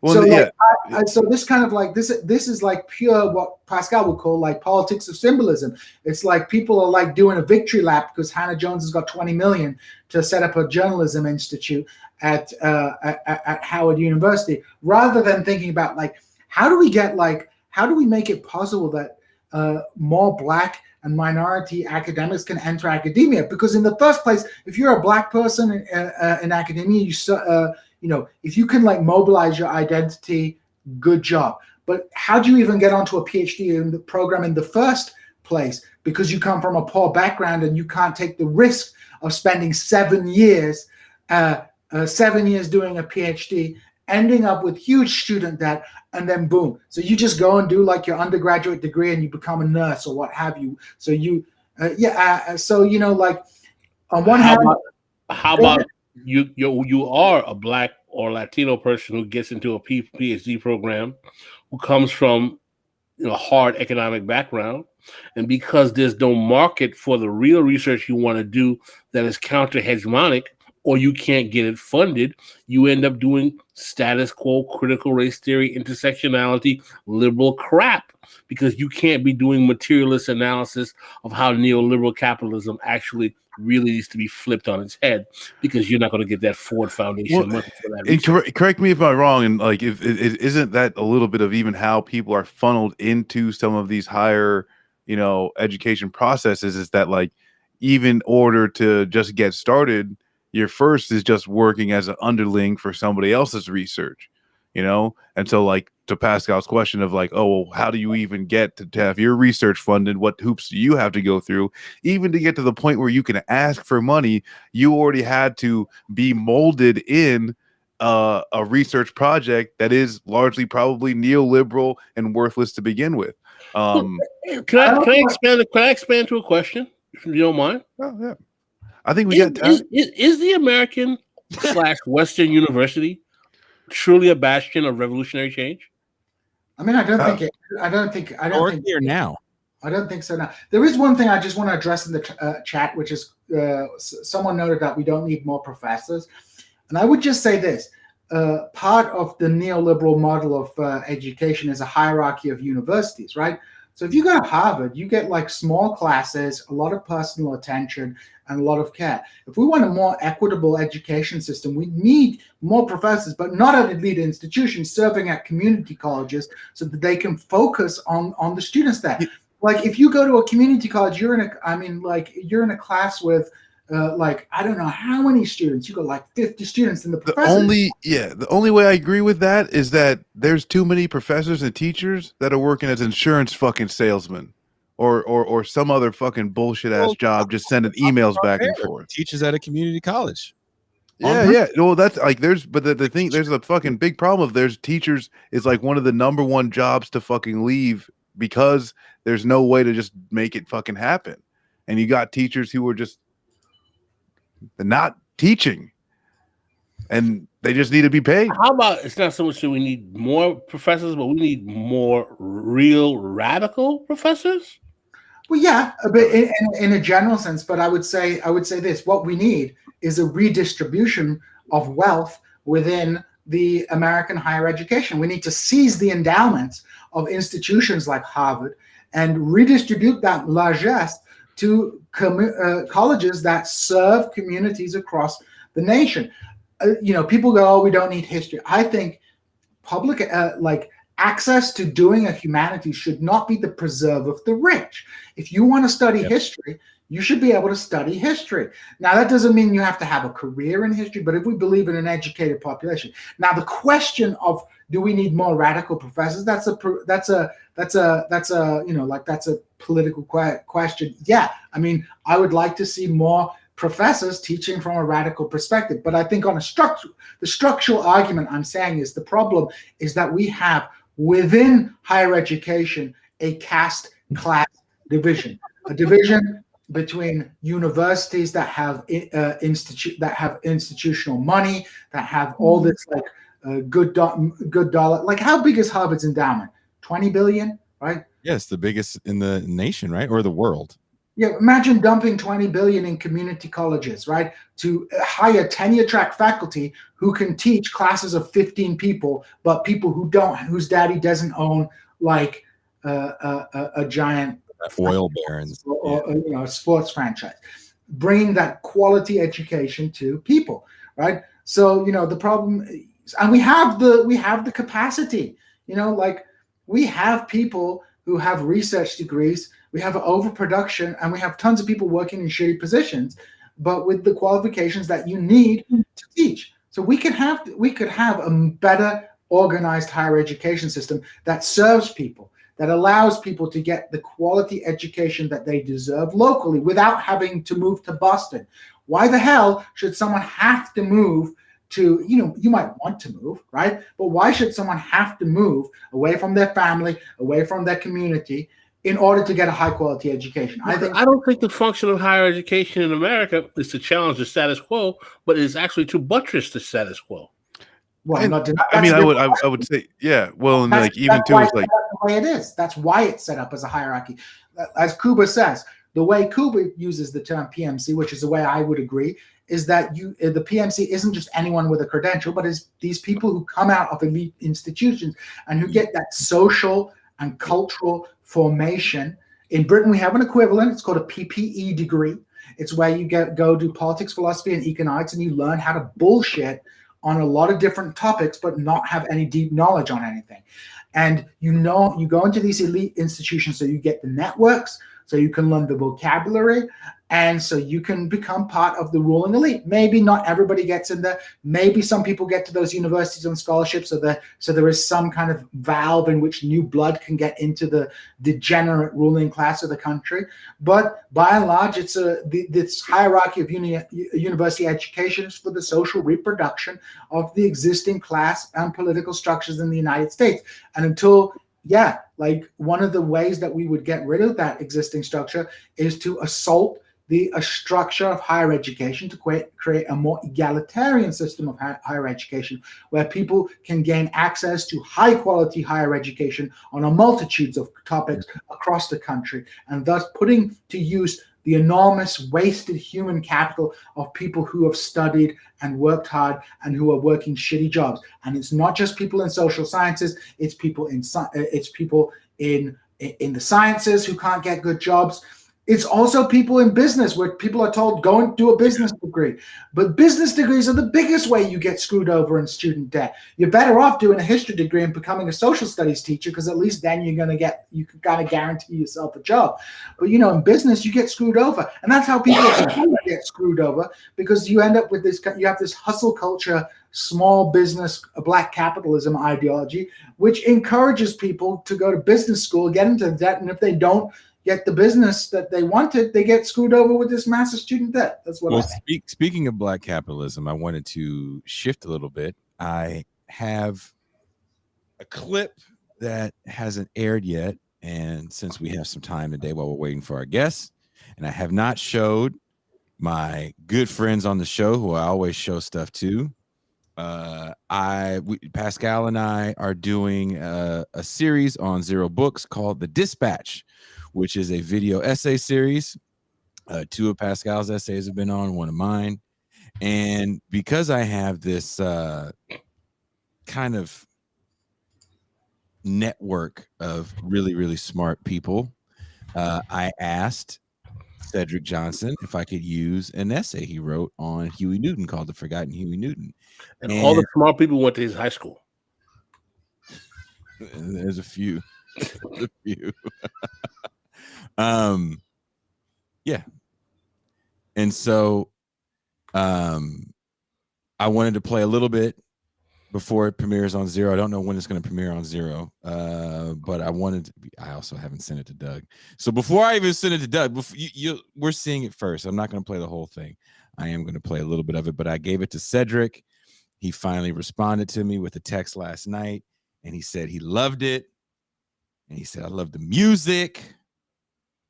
I love the clips you found, because I gotta dig deep for these fucking clips. I make sure they have less than 100,000 views when I find them, or I have to pay for them from archival sites. So here is the beginning of The Forgotten Huey Newton. Ladies and gentlemen, I'm Carl T. Rowan.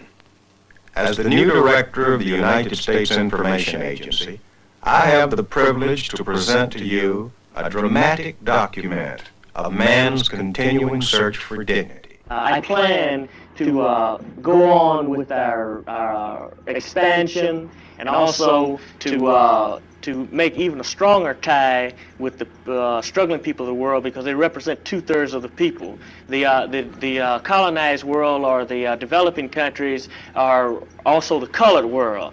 And American imperialism is implicated in all of those puppet governments that control these developing countries. In other words, if America withdraws its support from Greece, that Greek regime will fall. If America withdraws its support from the puppet government of South Vietnam, the Vietnamese war would end. So what I'm saying is we have to hook up internationally. You can only understand the situation internationally. And in order to do this, that we are going to commit troops.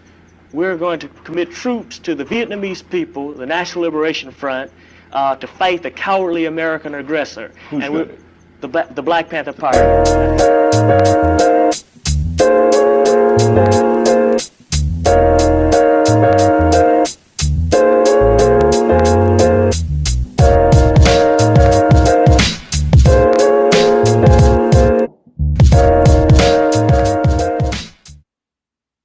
August 1970, Roy Wilkins, the sexagenarian leader of the National Association for the Advancement of Colored People, used his syndicated column to criticize Huey Newton for urging the formation of an all-black fighting unit to assist the Vietnamese National Liberation Front. Newton co-founded the Black Panther Party for Self-Defense with Bobby Seale in 1966 and had recently been released on a technicality after spending 33 months in prison for the killing of Oakland police officer John Frey. Wilkins saw Black Power militancy as cynical and misguided. The Viet Cong may be hurting, Wilkins wrote, but nothing like the hurting of John Q. Black American. Of course, Huey knows about this suffering. It was the resentment over this treatment that led, at least in part, to the founding of the Black Panthers.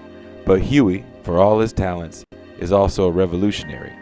Revolutionaries get confused. When he emerged from prison a month earlier, Newton addressed his supporters from atop the hood of a car. Wanting to bask in his newfound freedom, Newton took off his shirt, revealing a top frame, the reward of a punishing jailhouse regimen of push-ups. Young and defiant, he was the physical embodiment of the new militancy that contrasted sharply with Wilkins' graying demeanor and bourgeoisie comportment.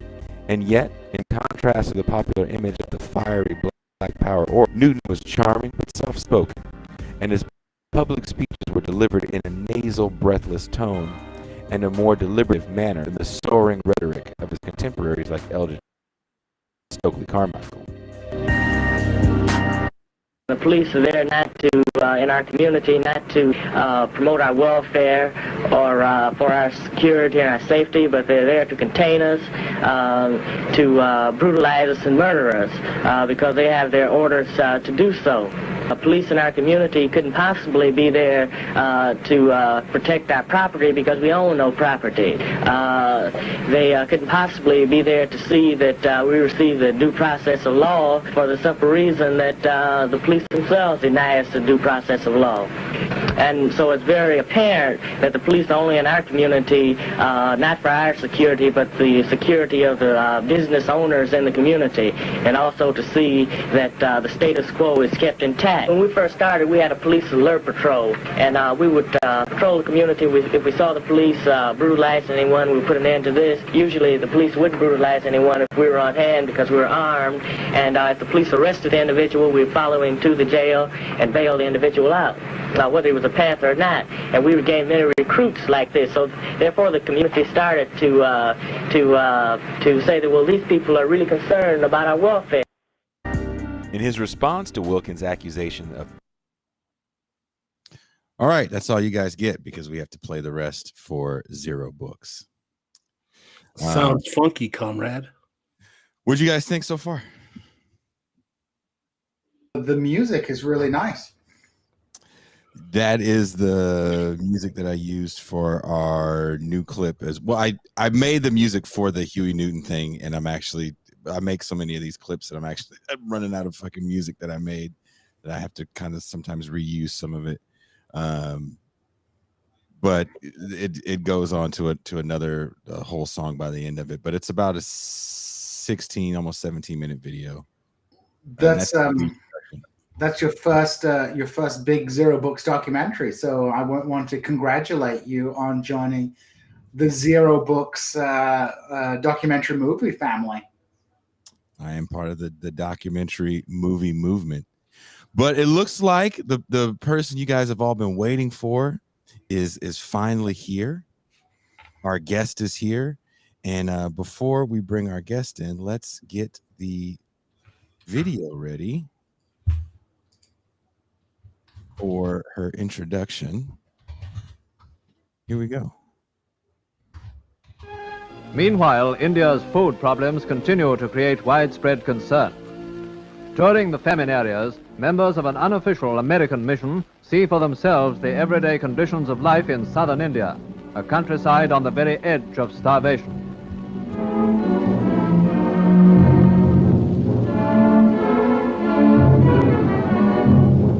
Drought has added to the troubles of Madras, where large water tanks are completely dry. Desperately, the peasants try to deepen a well in the hope of finding water. Even rivers, once large, have shrunk to tiny streams.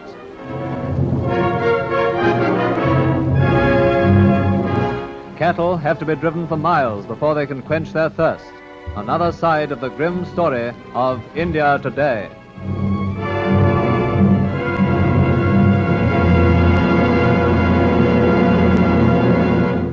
The past decade has been one of turmoil and tumult for the United Kingdom. From economic austerity to Brexit, the country has limped and lurched from crisis to crisis. The outcome has been growing division, evidenced by the rise of Scottish nationalism and increased polarization between left and right. One important aspect of this trend towards national disintegration has been the increasingly ill-tempered cultural war stoked by the right-wing press and conservative government. As in the United States, part of this battle is being waged over history, with the Tory establishment and their allies at the Daily Mail and Telegraph whipping up hysteria about attacks on British heritage in response to critical academic studies on the country's imperial past. How does history feed into British national identity? How was the empire remembered? And what does the increasingly contentious nature of the public discussion pertaining to British history tell us about the state of British politics? We'll ask these questions and more. This is Revolution.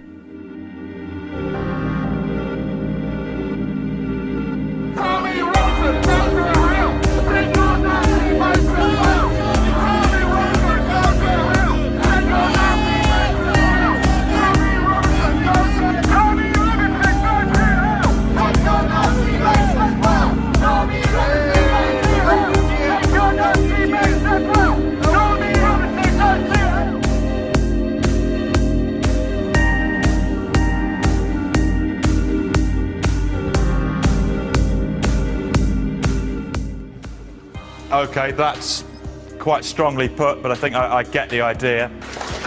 So, the English Defence League has been organising protests around the country in recent weeks. The first was here in the northeast. Police estimated that around 1,500 took part. Protesters were heard shouting, "Whose streets? Our streets." Tommy Robinson, leader of the EDL. You can assert until you're blue in the face that these are peaceful protests, but your supporters were heard shouting racist abuse. How do you explain that? What racist abuse? You know, I can't say it we've just been talking now about at this time on television. We've been talking about racism. I'm from Luton Town. You're talking about racism, okay? There is no racial tensions in the town I come from. When David Cameron says multiculturalism has failed, Sikhism, Hinduism, Jews, they haven't failed to integrate into society. Islam has failed. When we talk against an ideology, if I'm against Scientology, are you going to call me a racist?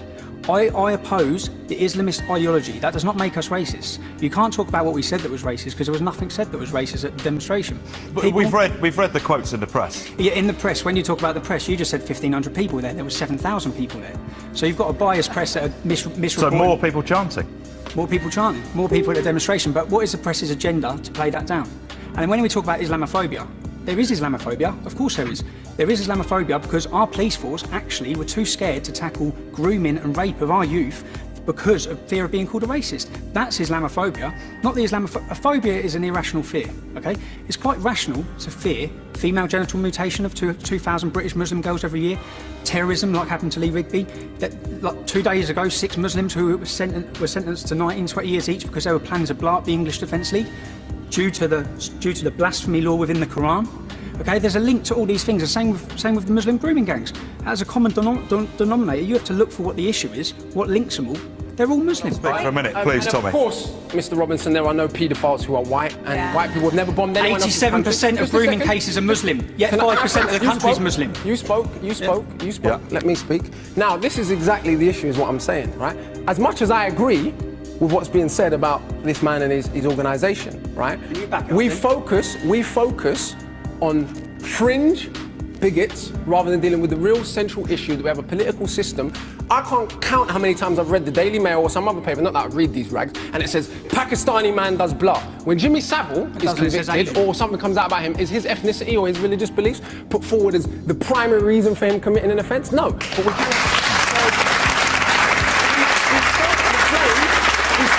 Of this kind of bigotry, right? And then act shocked when it comes out. No one's prepared to explain what I've said that's bigotry. One second. For those who don't know, Baghdad was the intellectual, cultural centre of mathematics and art and science about 1,000 years ago for quite a long time. No one blames Islam for that. So negative people who happen to be Muslim, yes, of course, it's your religion that causes it. But if you pioneer mathematics and science and introduce algebra into Europe and the guitar and coffees and lemons, that's not because you're Muslim.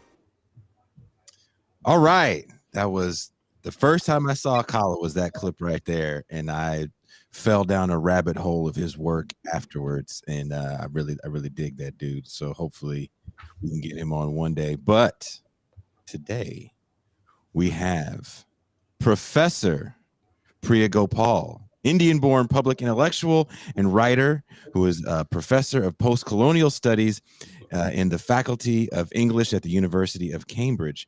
Please welcome Professor Priya Gopal.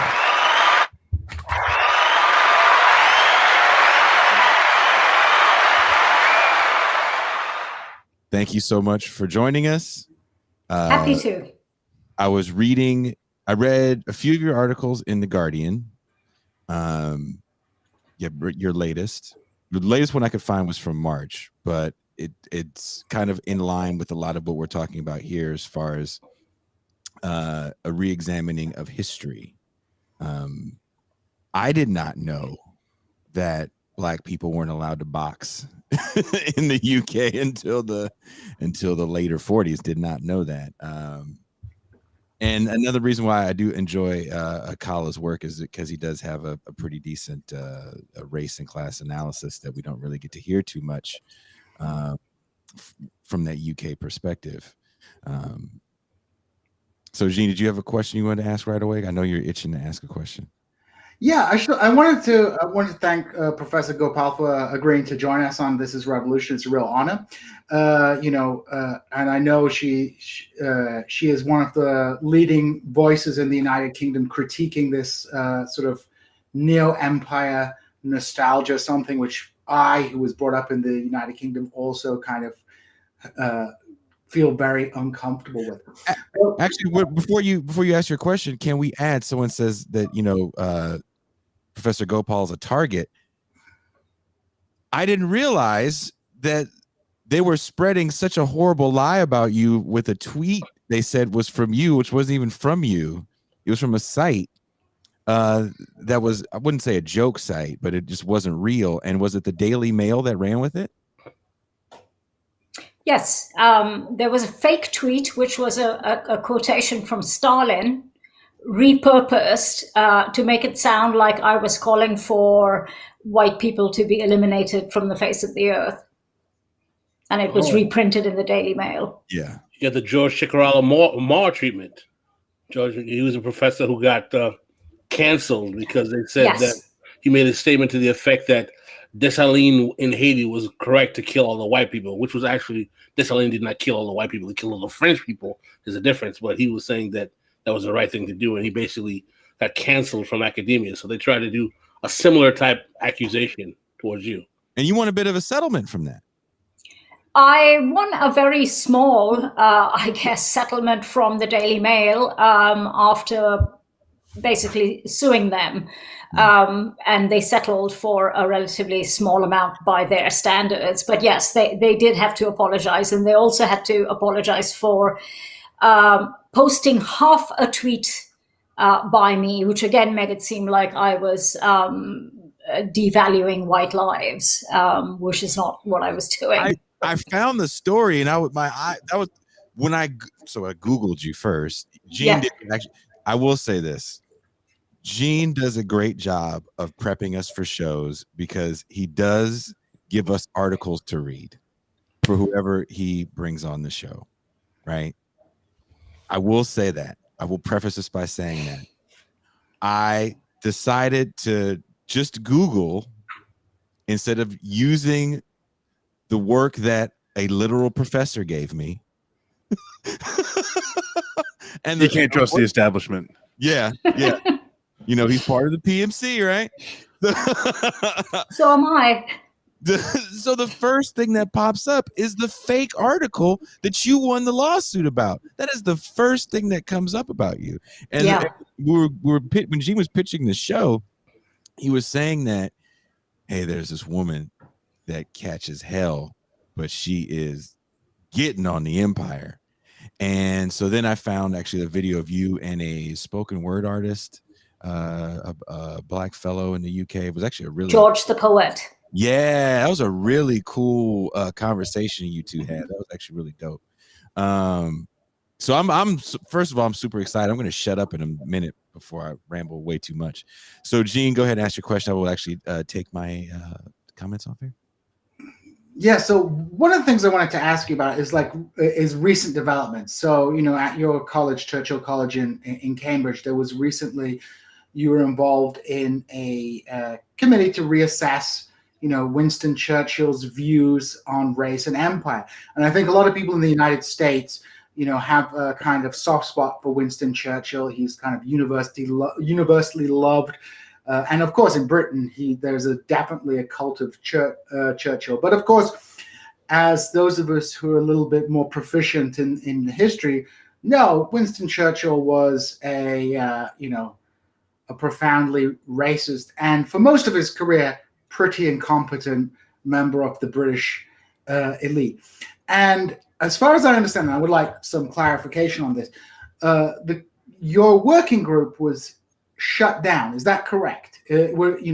I've read places that it disbanded, but from my understanding, that's not what happened. So could you outline what the project was, and then if it's possible, why it was shut down and how it was shut down?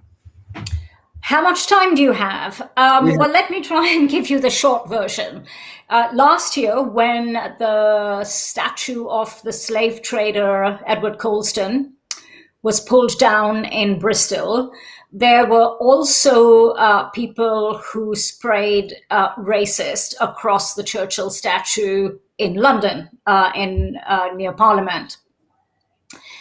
Churchill College, where I have an affiliation, is the British nation's national memorial to Winston Churchill. And for many years, it has acted simply as one of the many sites where the cult of Churchill is perpetuated. So nothing negative, nothing critical, nothing even honest was ever said about Churchill within the confines of the college.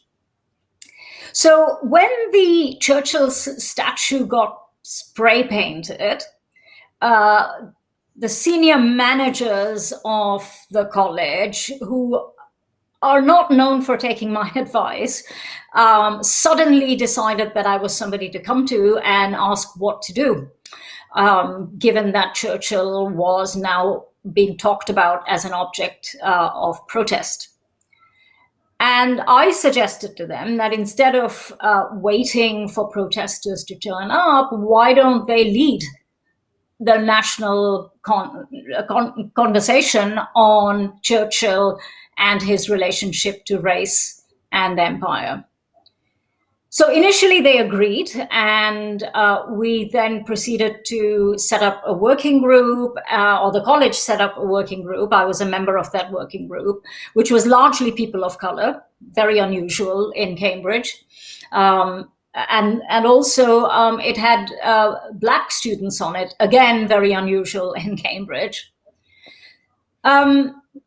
We had two events. One went off without much press notice. The second event was, I guess it was controversial even before it happened. And one of the reasons it was controversial is that all the speakers on the panel were speakers of color. There was the Asian scientist, Madhushri Mukherjee, the Black British academics, Kehinde Andrews and Onyeka Nubia, and me. And even before the event happened, the Daily Mail and other tabloids started to get anxious, and they printed big sensationalist stories saying panel is about to trash Winston Churchill's legacy. So they created a panic even before the event. Then the event took place. And after the event took place, there were again hysterical headlines about what had been said during the event. Nothing really that was said during the event is not known. It just tracked a long history of Churchill's racist actions and policies, and Churchill's great commitment to the empire. None of this is a news flash, but it didn't stop the tabloids going into overdrive. But things really got difficult when a right-wing think tank called Policy Exchange, which is close to the present government, issued a paper condemning the event, saying that it should never have been held, that the college should think twice before inviting speakers like the speakers on that panel, and that the series should not go ahead. And to my slight surprise, and I don't know why I was surprised, the college panicked. And in the weeks and months that followed, there were very bitter discussions between the working group and the college. And as the working group were preparing to resign, because the college, you just mentioned Akala in your previous video, the working group wanted to invite Akala to speak on Churchill, and the college vetoed that. They said he could come and he could speak on education, but he could not speak on Churchill or on the question of empire. Yes. Wow. And so the working group were preparing to resign when we got an email essentially firing us, saying, thank you for your service, goodbye. And that was basically the college disbanding the working group, but they didn't even have the courage to say, well, we disbanded the working group because we are, concerned about the backlash. They then said the working group dissolved itself, and that never happened. So we are at this point where the working group has been disbanded, has been cancelled, if I might use the precise technical term, and we don't know what the future of the discussions around Churchill will be. So that's the short version. Professor Pryor, I wanted to ask you, in the context of the United States higher educational system, during the 60s, we had the Civil Rights Movement and the Black Power movement, and one of the demands of the Black Power movement was the increase of academic studies programs focusing on Black history or Black studies overall. Later on, that became kind of a part of a movement towards post-colonial or anti-colonial studies. Was there a similar type movement in that New Left period in Great Britain to include some type of counter-hegemonic narrative of Black or brown people, or as the famous term, the subaltern, into an institutionalized mechanism in higher education? Or has British education completely been devoid of any type of narrative of colonized people at all in an institutional capacity in the universities? Yeah, that's a really very, very good question. I think that what happened under the sort of New Left movement, and of course the most famous figure adjacent to those discussions was Stuart Hall, producing vast amount of very, very brilliant commentary on race, empire, race relations, and the legacies of empire. But I think what didn't happen was all of this filtering into mainstream academia. And in fact, I think that I trained in the US and I came here about 20 years ago. And what struck me, having come from the US, was the complete absence of discussions of race and empire on campus. And I know that the situation in the US is very, very far from perfect, but it would be unimaginable that you would have a major Ivy League university with no Black professors. As things stand at Cambridge, and this is relatively recent, we have 2 Black professors, only one of whom is Black British. And across the nation, the representation of Black intellectuals in academia is shockingly small. We know that there are very, very, very few Black professors, that is full professors in academia. There are a couple of Black studies programs at Goldsmiths and at Birmingham. But Black studies, minority studies, third world studies, none of these have been properly integrated into British academia. What you also don't have, with the exception of people like Stuart Hall and Paul Gilroy and a very few others, is you do not have a large cadre of Black intellectuals in academia who can actually spearhead that change. So the short answer to your question is no. All those discussions that happened around the New Left, that happened with the Birmingham Center for Cultural Studies, that was happening on race and resistance and Black power in Britain, did not filter into academia. And it really is only with Black Lives Matter that we are starting to see academia suddenly wake up and think, oh my God, we have a problem. And that is the context in which this Churchill discussion both happened and was cancelled. Well, I have a follow-up question to that, which is fascinating, because we had in America the introduction of these programs, and they were institutionalized. But one of the criticisms of those of us on the Black left, some would say Marxists or dialectical materialists, of the way in which those institutional mechanisms were integrated into higher education, is that they were functionally reifying liberal narratives of race and racism that eventually helped facilitate very neoliberal concepts of identity politics, inclusion, that did not challenge the hierarchies of capitalism in their eventual application.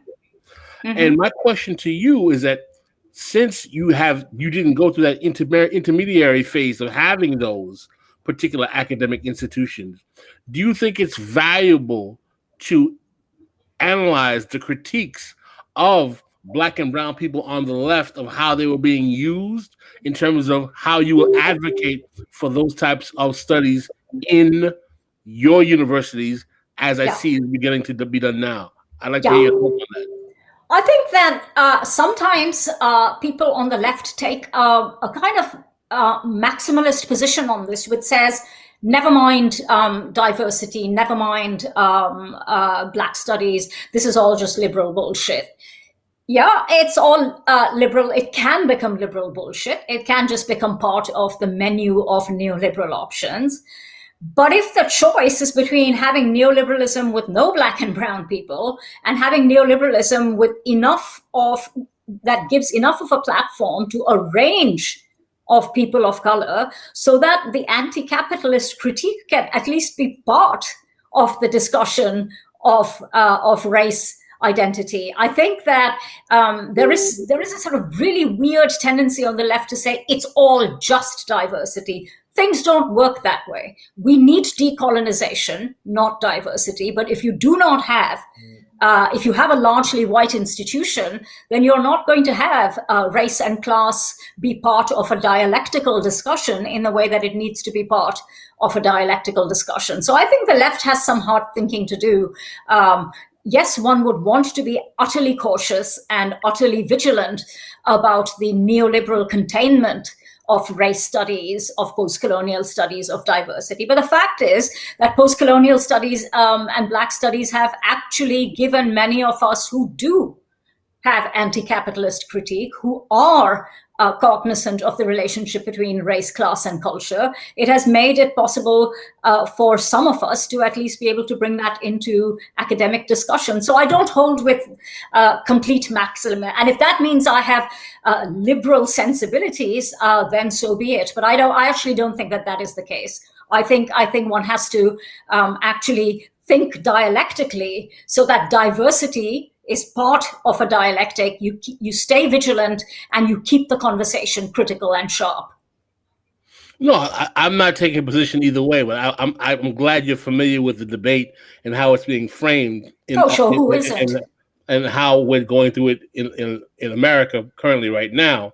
But I was just interested in seeing how that's affecting the way the discourse is being framed. Yeah. In Great Britain, hoping that you guys would not have repeated some of the errors that we made in America with the same process.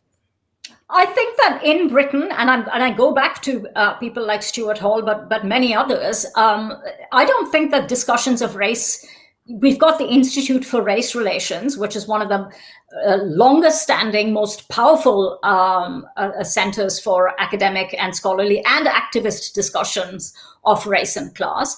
And the discussion has always been extremely alert to the dangers of certain forms of diversity and ethnic studies. But I don't think the answer can be to say, well, that's it. And so let's not do it. I think as one does, one enters institutions and then holds their feet to the fire and keeps the discussion going. I teach courses on decolonization, which discuss the problems with ethnic studies, with post-colonial studies, with diversity. And I think short of turning your back completely on academia, I don't think the answer is to say, this is all one big neoliberal trap. So I wanted to sort of follow up on this question of academia and decolonization. So Pascal pointed out, and you sort of followed up on this, that Britain is in certain ways way behind the United States, at least in having some institutional fora in which these issues can be discussed. To what extent is that a legacy of the pre-existing academic structures that were created with the rise and expansion of the British Empire, and in particular the emergence of institutions like the School of Oriental and African Studies, Oriental Institutes, and places like that? I will say my DPhil is in Oriental Studies. So even though I do history, because it's history in which English is not the main language, I'm an Orientalist. To what extent were those pre-existing, because in America, area studies is basically a post-World War II phenomena. But in Britain, you have a long tradition going back to the 19th century. And, you have figures such as Bernard Lewis and things like that dominating fields about non-white, non-European people. So, what extent were those academic structures responsible for retarding the development of these discussions in the United Kingdom? That's a good question. I don't know if I have the full answer to that. I mean, you're quite right that the existence of area studies and ethnic studies, SOAS, Oriental studies, etc., are completely tied up to the empire and the empire's project of knowledge gathering and knowledge production and information gathering and ruling. I think that's absolutely right. And one of the consequences of that, of course, is that, and you would have seen this when you were at the Oriental Studies faculty, which is now known as Asian and Middle Eastern Studies, that it's very heavily dominated by white scholars and white men in particular. So I think that legacy is very much there. I think, however, that the discussion around race in Britain, race, class, gender, and the relationship between class and identity, capitalism and imperialism. These are a separate set of questions which largely got discussed outside academia. These discussions didn't happen within academia. And I'm not 100% sure that I would make a causal link between the existence of area studies programs or the kind of programs that you're talking about and the absence of the other. I just think that Britain took a long time, is still taking time, to acknowledge that the empire has come within. And that Britain today, if you want to talk about Britain today, you have to talk about empire and race in the present. And that discussion is only just getting going. I would say that the reason for the difference from the United States, where, as we know, area studies is connected to foreign policy, is CIA funded, I think still in many instances. Language training money comes from the State Department. I don't think that is the reason we don't have more recent discussions of race and empire in academia. I just think that America has a much longer history of civil rights campaigns and many, many more prominent Black intellectuals than does Britain. And that may have to do with the class profile of immigrants to Britain as well. Can you speak to that about the class profile of the immigrants, how that affects the discourse as well? I.e., are they elites from the African subcontinent, Indian subcontinent, and that's changing? That's affecting their willingness to critique empire? No, I rather meant that actually, since we were talking about academia and why certain kinds of discussions are not happening in universities or on campuses, it's actually the other way around. Most South Asian immigrants to Britain, as well as from the West Indies, often came here to do low-paid manual jobs. So Windrush famously, is that generation from the Caribbean. And you had people from Pakistan and India coming here to do, again, to be part of working class communities. And what has happened, and they were brilliant, and they campaigned and they fought for their rights, and they were part of protest culture in the 70s and 80s. But that particular mode stayed separate from academia. Academia was and continues to be white middle class dominated. In the US, I guess there is a longer history, more generations of communities of color who have found representation of some kind, small, in academia. Well, we also have the phenomenon of historically Black colleges and universities. Yes, absolutely. In the United States as well, which kind of helped that proliferation also. Yes. And also the nature, I mean, of course, we know that this racism and the British are notoriously racist, but having, plantation systems in the country in terra firma kind of differentiates the way race is operationalized in the United States as opposed to Britain in a certain way. So I think that kind of adds a nuance to it as well. Yes. And I have a question, especially, and this is kind of dealing with the recent soccer, the Euros game, and this is actually a phenomenon that I've witnessed here in the United States. So I do live in Maine, which is one of the the whitest state in all of the the 50 states. There is a community though that had a lot of Somali refugees back in I think 2015, 16-ish. And a lot of at first there's a whole lot of racism, a lot of oppression going on, a lot of just the community not really supporting. And then comes 2019 where the high school team is all of a sudden winning the state soccer championships.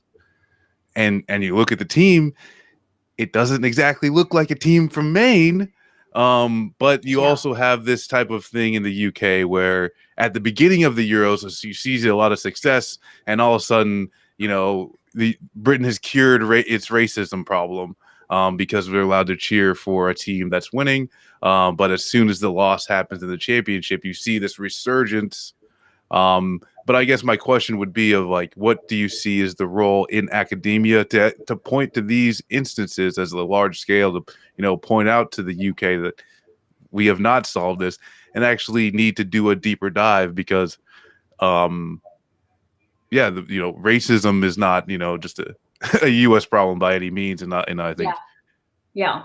I mean, it is really interesting the ways in which young people here responded to Black Lives Matter in the US. And this is why, in a way, I think it is quite important to undo some of the barriers between academia and wider activism. And there is young people who have made the connection between, say, police violence in the US and in Britain, and the racialized nature of the way in which the state operates.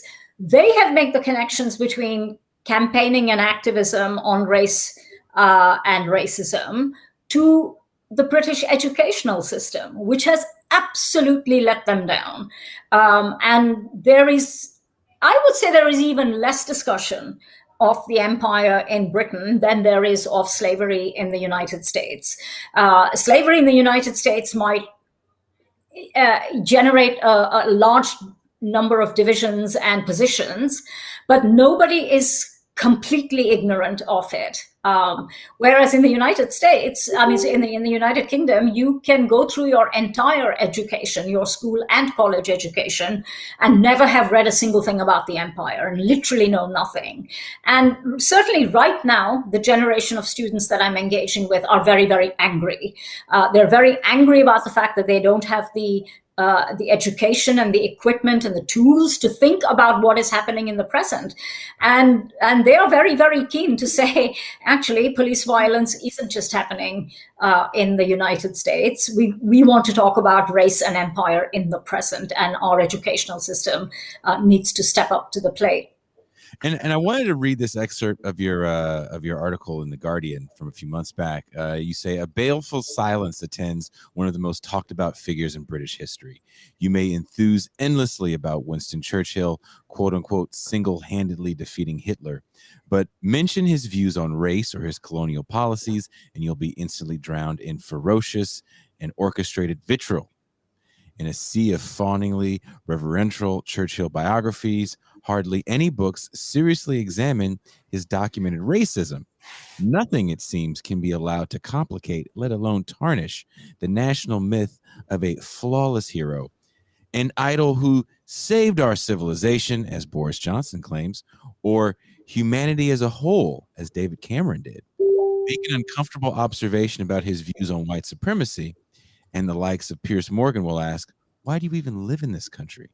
I found that very, very relevant, because I feel like a lot of the same conversation happens here. To your point, even about slavery, there's a show, I want to say it's on the Peacock network, which is the online NBC. So, we're talking major network television here, about how they examine the Civil War in like high school, and high school age students not even understanding what the Civil War was really about. Yeah. So reading your writing on Churchill, and to your point, and I think Gene probably agrees with this too, there's not a lot on Churchill and the famine in India in the early to late 40s. I actually was going to start the video off with it was some footage I had never seen of the northern Indian region was really bad, the Bengali region. Bengal, yeah, northeast. And unfortunately it was in the language, and there's no one I have access to at 2:00 in the morning my time to ask are they saying, to get some sort of translation. But it was a lot more accurate portrayal of what was happening. And I think what is Churchill known for saying about the famine? It wouldn't be so bad if they didn't breed like rats. Yeah, breed like rabbits. Yeah. I mean, amongst Kurds, there was a huge debate over whether the Royal Air Force, which was the main mechanism through which the Iraqi monarchy maintained power in the 90s, whether they used poison gas against Kurds or not. Because of course Saddam Hussein famously used poison gas against Kurds. And it turns out, from what I understand from the research, is that the RAF did not use poison gas, but Winston Churchill did suggest that the RAF used poison gas against the Kurds, even though they didn't deploy it. And I think this is really important. And I'd like to get Professor Gopal's opinion on this. It strikes me, as I did my schooling in Britain, in Hull, I did history. Britain lives in 1940. Like, if you do history at a British high school, it's just about like how Britain heroically stood up against the Nazis, how everybody had to live in Anderson shelters, and there was the Blitz spirit. And Churchill is this titanic figure. But in a double way, the cult of Churchill obfuscates the reality, and I mentioned this earlier on the show, that Britain's ability to survive against the Nazi war machine in 1940 was predicated on the existence and exploitation of the British Empire, not only the white dominions, but the manpower and material of Africa and the Indian subcontinent and things like that. So on one hand, we're ignoring Churchill's quite bigoted and racist past, and people get triggered by it. But it's like, there's this slogan in America, facts don't care about your feelings. But apparently a lot of these conservatives have very big feelings when you mention that, hey, Churchill was a racist. Hey, you know, people of color served in the war. Hey, this lovely mansion is you know, was built with the blood of slaves. Or like, hey, India is not just the Indian Raj was not just this lovely sort of, where they always have the sepia filter on the camera, and like there's all these beautifully dressed British people having tea party and drinking Pimm's, you know, it's actually a quite brutal institution. How does the kind of cult of Churchill in the Second World War serve to, let's say, obfuscate empire, and how does it fit into like the national myth building? Because it seems this was always implicit in Britain, but it seems in the last 10 years this is really in your face. And the fact that you get so many attacks, I think Niall Ferguson called you the woke Torquemada or something like that. The fact that you get so much attacks for, you know, just outlining factual history really speaks to like how this has become like a huge kind of cultural battleground, perhaps akin to the way that slavery and the Civil War is playing a similar role in the culture war in the United States. I see a lot of parallels. Yeah, I think you're right to see the parallels. And the main parallel, I think, is this, that both the US and the United Kingdom have refused to engage with their history. Both educational systems prefer mythology. I take the point that you made and people in the comments are making about students not actually knowing what the Civil War was about. I think that in both cases there is a preference to actually not reckon with, let's face it, the blood legacies of empire and of the Native American genocide and slavery in the United States. Neither country engages with slavery, although I know I keep saying this. I actually think that the engagement with slavery, all thanks to the civil rights movement and the presence of African American outspoken African Americans, that there is still a little bit more discussion of slavery in the United States than there is in Britain. People are quite happy to say Britain isn't the country that did slavery. Britain is the country that abolished slavery. I mean, it is the most bonkers position you can take, and yet it is widely espoused that we are not the nation who enslaved, but we are the nation who abolished. So I think the levels of myth-making in this country around empire are absolutely shocking and serious. So any attempt to push at the mythology, it brings out disproportionate hysteria. I mean, there is no other word for it. You just say Winston Churchill and race, and you might not even have said he was a racist. You might just say we want to talk about empire and race, and you will get ferocious pushback. I mean, I have a mailing bag this big thick of people saying, if you don't like Churchill, leave. And that's quite astonishing, because it is saying essentially that you can stay in this country only if you accept A, that Winston Churchill could do no wrong, and B, the empire could do no wrong. And those two things are related. I mean, Churchill isn't Churchill. Churchill is a placeholder for Britain's victory in the Second World War, where very conveniently we have this notion that Britain kind of struggled alone, led by Churchill, right? Even the United States and the other allies are not given credit, and certainly there's no mention of the Soviet Union and the role played by the Red Army in the liberation of Germany. So I think there's a long way to go, and any pushing at the mythology elicits backlash, because what they don't want is history. There is a real anti-historical tenor to public discussions in Britain. I had a question I wanted to ask, because this is fascinating to me. So what that would mean is that the history of Afro-British counter-hegemonic scholarship, Walter Rodney, Eric Williams, C.L.R. James, is that completely obfuscated in the intellectual tradition of British discourse, thought? I mean, how do people? How can you not, interface with these well-known scholars? I mean, how are they dealt with? I mean, they're not absent, but they're ghettoized. So if you take a class with if you take a class with me, you will read Rodney and C.L.R. James. If you don't take a class with me, it is perfectly possible to get a degree in history or in English from a major university and never have read C.L.R. James or Walter Rodney or Frantz Fanon or Amilcar Cabral.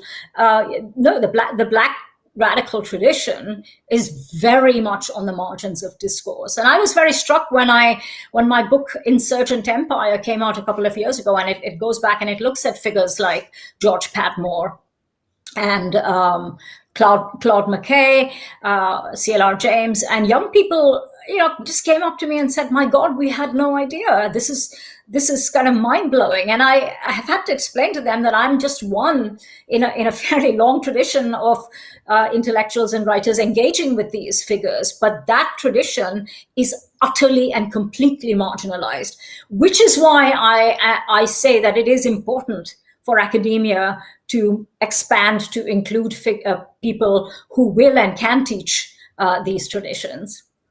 And there was a deliberate attempt, I think, to mischaracterize what most people mean when they say decolonizing the syllabus. It is not about like kicking people off the syllabus. It is about adding new voices to the syllabus. I think there's a lot of dishonesty in the way that the British press and the media is framing these debates, and it's being aided and abetted by, Niall Ferguson and his acolytes and those kind of people who are empire apologists, like literally empire apologists. I read his book on empire. I read what was the other one, Colossus. Is just pure apologetics for what was an extremely brutal and violent system of government. And they all, it is, it beggars belief sometimes. And so, it's very interesting to see how, at least in the last 10 years, these more critical views of empire are coming to the mainstream. I believe you were named one of the top 50 influential public figures recently, in which news publication did that? I can't remember. But it's because people have never, it's because these conversations have been had within circles, but they seem to be now infiltrating the mainstream discourse. And it seems to be, what does it tell us about British politics? I mean, it strikes me, for example, and I'm kind of like riffing here, that a lot of the discussion of Brexit, particularly on the leave side, was framed in this kind of on one hand, World War II, you had a bunch of boomers and Gen Xers who were acting as if resisting the European Union was somehow resisting Hitler in 1940. You have all this vocabulary of Churchill, the Churchill bulldog spirit, empire, and all this kind of stuff. So on one hand, and then this kind of notion that if we leave the EU, we'll go back to trading with India and all these other colonies that we used to have, as if those countries have fond memories. Even the white dominions don't like Britain that much anymore. Yeah. So it seems like there's a mass delusion about empire, and sort of puncturing that imperial fantasy is also puncturing this very pernicious right-wing political project that is being sold to the British public, and that was used to eliminate Corbynism, that has been used to attack people. And at the same time, this Tory government, on the flip side, is bringing up people of South Asian origin to high positions in the government. So we have the lovely Priti Patel, we have our Chancellor of the Exchequers, who are acting as kind of spokesmen for this imperial nostalgism. Even though I don't know if this is correct in most cases, I think most of these South Asians in the conservative movement, and I may be wrong, come from the Indian diaspora in Africa. There are people who fled Idi Amin and stuff like that. Would that be a fair assessment as well? In terms of, there's a lot of points I had in there. But it seems we have this bizarre political discourse that is centering around an empire that died 2 generations ago. Yeah, except it hasn't died. It lives as a zombie. It has an afterlife, a very toxic afterlife. As correctly said, it absolutely shaped Brexit. The idea that Britain could lead the world without having to defer to Europe was right out of the Empire playbook. I'm glad you brought up the people in cabinet and the whole question of how they are part of the imperial mythology, which is also about the present. I don't know if all of them are of African descent. In fact, I don't think that is entirely the case. There are certainly many whose family histories rooted them through Africa. But I think it is really important for Black, Asian, and other ethnic minority communities in Britain to talk about the history of collaboration and the ways in which empire was not a project where it was just a bunch of bad white people and innocent Black and Asian people, but that actually empire is a system that requires collaboration, that absolutely relies on, in this case, Black and Asian friends and facilitators. And I think Boris Johnson's cabinet is a glaring and almost marvelous example of how Black people of color are used to facilitate a racist state's actions. In fact, in Priti Patel's case, undertakes them on behalf of the state. She's like literally the I guess people would know it as the Minister of Interior, just for our viewers. She's the Home Office Minister, which is the person, I guess, would be the equivalent of Homeland Security and the Attorney General, and all these positions rolled into one super ministry, just so our viewers are aware. I think the closest comparison would be Condoleezza Rice. Perhaps that sort of very, very ambitious woman of color who was absolutely and utterly happy to follow the state's white supremacist and imperialist playbook. We have liberal versions of that as well. I would say Obama, Kamala Harris. We have them on both flanks in the United States. Susan Rice, especially being. One of those representations for the Democratic Party. I do have a question too, because it's like I don't know if you'd agree, but I'm sensing some parallels in just kind of like the feelings and some of these narratives that the United States population would have with like the founding fathers. Would you see that type of similar like veneration with Winston Churchill? Because even these like little qualms of like, oh hey, George Washington, had wooden teeth and bared through the winter storm. So it was like, no, these were slaves' teeth, and all of these people were slave owners, and like all of these things that like, yeah, you can't even get it was a time, or they just can't even bring it up whatsoever and talk about these people as human beings. Are almost like deified to some level. Yeah, I think Winston Churchill has the status probably of Lincoln. So he, the father of the nation. He isn't called that. He is repeatedly referred to as the greatest Briton of all time, and there was a poll which voted him that. So yeah, he's completely the symbol of the nation in a way which even Shakespeare is not. So who would you say the greatest Briton of all time? That? Sorry, I missed that question. Go ahead. Sorry, Gene. Sorry. No, you go ahead, Jason. I just say, can you imagine Andrew Jackson being called that, the greatest president of all time? I think someone wrote a book about Jackson who literally said that. As a matter of fact, there was a biography. There are historians. Breitbart. There are historians that are very profound advocates of Andrew Jackson. He has, he has a certain kind of, because don't forget, Jackson is considered the one who really turned America into a democracy by giving the voting rights to non-landowning white males. So he was like the first like proletarian president in the eyes of some people. But there is a mythology around Andrew Jackson in various history departments. That, I think you'd have to be a total reactionary to buy into that. But This is a reactionary country, so it's not surprising. But I wanted to ask you, Professor Gopal, about the effect of the phenomenon we have in America, the discourse around critical race theory, the Great Awakening, all of this kind of contemporary resurgence of race discourse or racial grievance discourse, reparations, etc., so on and so forth, who, from my understanding, the way it's being used in the West by the neoliberal faction of the Democratic Party is very cynical.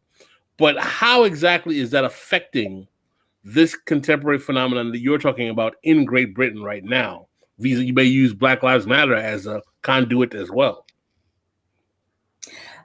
There have been parallel discussions in Parliament about what they are calling critical race theory. They obviously, they have no idea what the term means.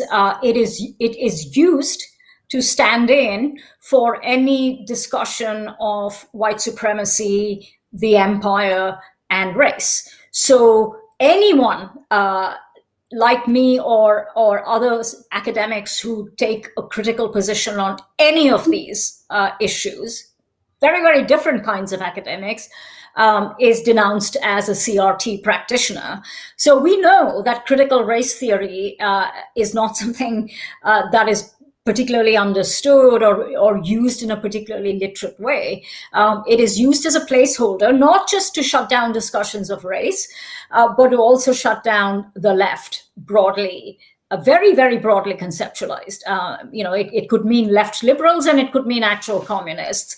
But the idea is that the woke, as they call it, span the spectrum from anti-racists to kind of merely liberal on matters of inclusion. So anybody who is not actively right-wing on these questions is deemed to be a dangerous practitioner of CRT. And there are moves afoot to ban the discussion of what they're calling CRT in schools, but what they mean is any discussion really of race. Right. So what you're saying is that the same absolutely reactionary right-wing trend that we're seeing in states like my own state, like Florida, where they're passing legislation to literally ban discussions about racism. Mm-hmm. That is being replicated. There are attempts to replicate that in Great Britain. I'm not just saying that. Let me also go one step further. I am saying that there is American money behind it. I know from... That's fine. I know from discussions... because in the case of people like me, it is a matter also of personal security and of knowing what is going on. There have been multiple calls for me to be fired. They may end up being successful one of these days. So has Kehinde Andrews also dealt with that kind of thing. Other people have had disciplinary action. And one thing that is becoming increasingly clear to me is that there is dark money and kinds of money coming in to enable culture warriors to function on campuses, to use the free speech banner under which to conduct their version of culture wars. I don't think it's just a bunch of guys who got up one day and decided to fight a cultural war. I think it's pretty systemic, and I don't think that the US and the British models are happening parallel but separate. I think they're connected, and I am, yeah. No, go ahead. I'm sorry. No, I was just going to say that there is a money trail. We don't know when it will be found out and when we will have the details, but there is no doubt in my mind that there is a money trail. So, for instance, the big pro-empire project at Oxford, run by Thatcherite and very, very right-wing theologian Nigel Biggar, he had funding for his institute, which was essentially a project of recovering the empire and writing another mythology of how great it was. That very explicitly has funding links to the United States by the sounds of it.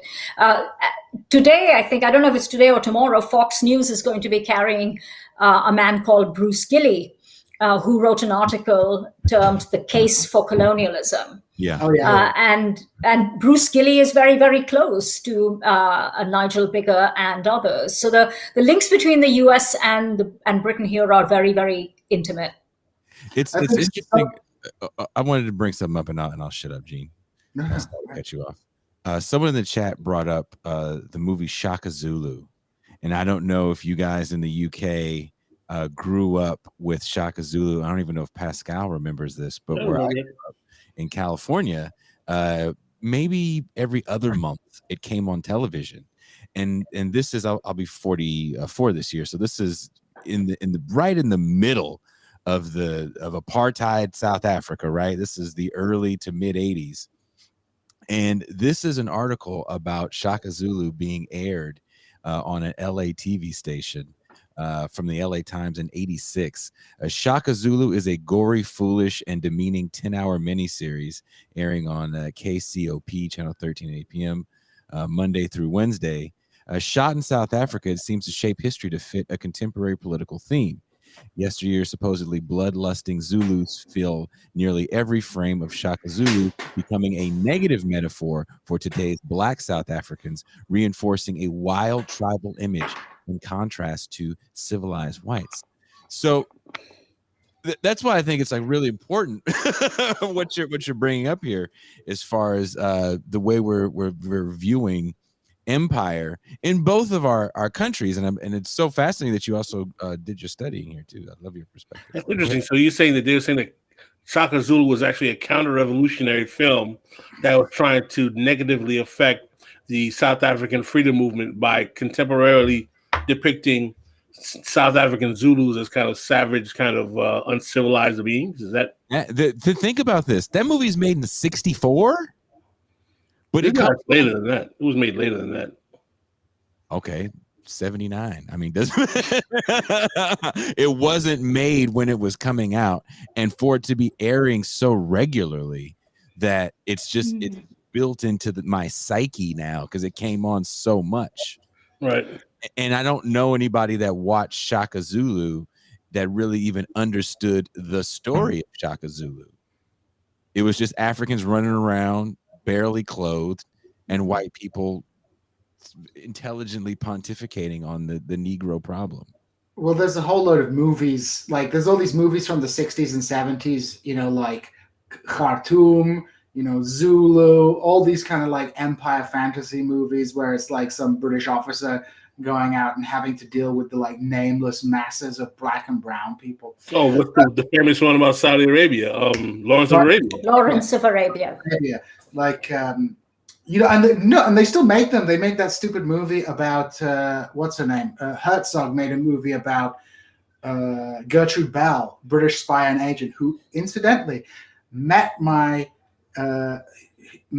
great uncle. And said my great uncle was a very boring tribal leader. And apparently, I've been told my great uncle said his biggest regret was not putting a bullet in her when he had the opportunity. So you know, this is something.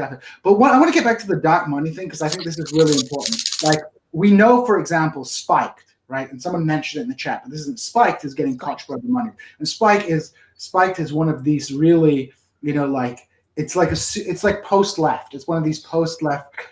Kind of reactionary things, and you know that's a thing that's growing in Britain. But I think it's really, and I see this with my friends, my regular friends, like with the dark money, with the social media. It seems like the British and American sort of Anglosphere is merging into one giant culture war, where you like I have friends in Kingston upon Hull who have never been political, who are now like obsessed with QAnon, and they believe there's a giant pedophile cult, spreading around. This is like a very pernicious thing, and so I think it's a really important.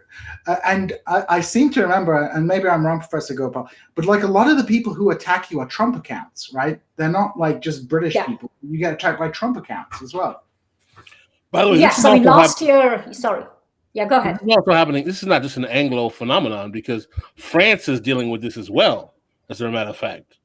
Because don't forget, this is like the year of Napoleon in France, and there have been many. There's a well-known Haitian scholar out of the University of Virginia. Her name is Marlene Doe, and she wrote a piece in the New York Times. Basically, the whole title of the piece is like why Napoleon was not a hero. So this kind of glorification of empire as well is something that even the French are doing right now with the 200th anniversary of I think Napoleon's birth or something like that. This is something where like I wonder too if especially for one thing, I'm curious as to what type of association the left or liberal, or especially liberal parties, are with academia in the UK, because like in the US, the Democratic Party and academia are kind of seen as like this together, or like co-conspirating, liberal force. But also too is like, how does the actions of, right? So I think that there's a failure critique of any type of like real discussion of like imperialism, racism done as far as done within like the liberal Democratic Party, and thus an extension to sometimes in like academic circles, dealing with the Iraq war, dealing with the war in Afghanistan. Do you feel like there is I guess especially like Tony Blair, being the Labor MP, and then also supporting George Bush in some of these just illegal wars, does that hurt? Does it hurt you and other people in academia being able to actually talk about imperialism when even like the quote unquote left establishment agrees with more empire and more, Yeah, I mean, I don't think the terrain of the relationship between the two main parties and academia is quite the same as in the United States. I mean, I think I did attend a parliamentary discussion, a parliamentary group discussion on decolonizing the curriculum, which had the shadow minister for education and schools present. And she talked supportively in a sort of very general way about the need to talk about the empire and so on and so forth. But I don't think that Labour is particularly under Starmer, is especially part of these discussions. And if they did take a position, as for instance, Starmer took a very, I would say, probably a reactionary position on taking the knee. I mean, he tried to couch it in being in kind of vague strictures, but I don't think Labour is as intimately connected to these discussions, really. And there is no spectrum here beyond Labour and the Tories.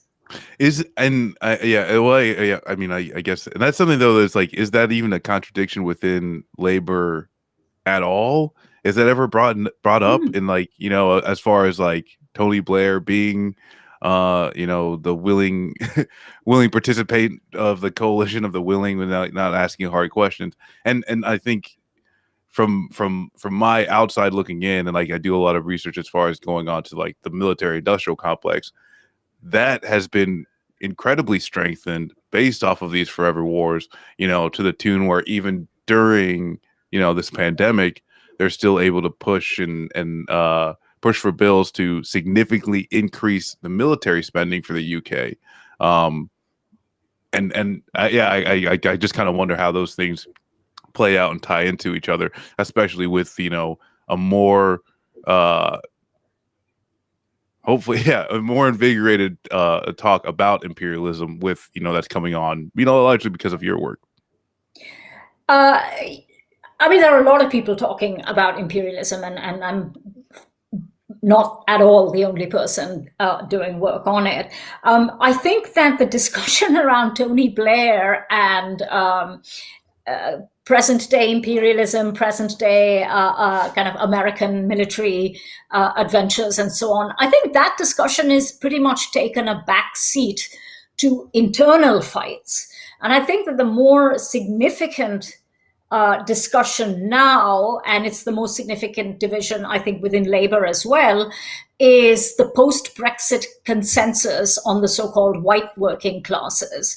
And the idea that there are working classes who are specifically marginalized because of their whiteness. And I think that the Starmer incarnation of the Labour Party is very keen to be seen to be as behind what it calls the white working class as the Tories are. And so I think what's happening now is that Labour, a significant chunk of Labour, and certainly Starmer's Labour, is talking a very racialized game on class.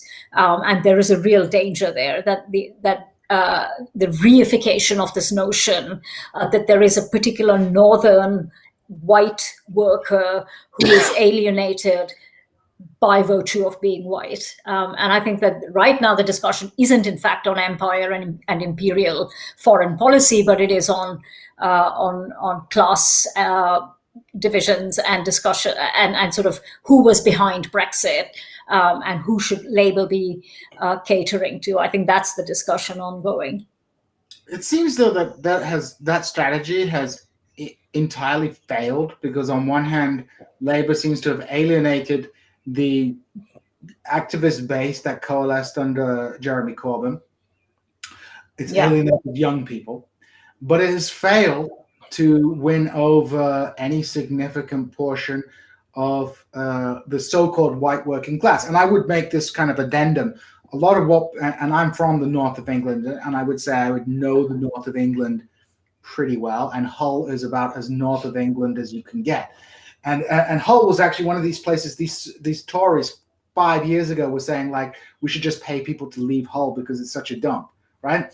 But now pretending that they care about it. But it seems like, compared to America, the British Tories are playing the national conservative card a lot more effectively than the Republican Party, because the Tories do splash cash around. You know, they haven't got like libertarian economic brain disease like the Republicans do. But it seems that a lot of the discussion of the working class is not about working class people. It's about people who have small businesses. It's about the Mittelstand of North England, people who are all, you know, white van man owned his own van, right? You know, so yeah. I think this Labour seems to have lent into a cultural war with it. But is totally being annihilated, you know, by that cultural war, which they think they can out flag shag the Tories, which they can't.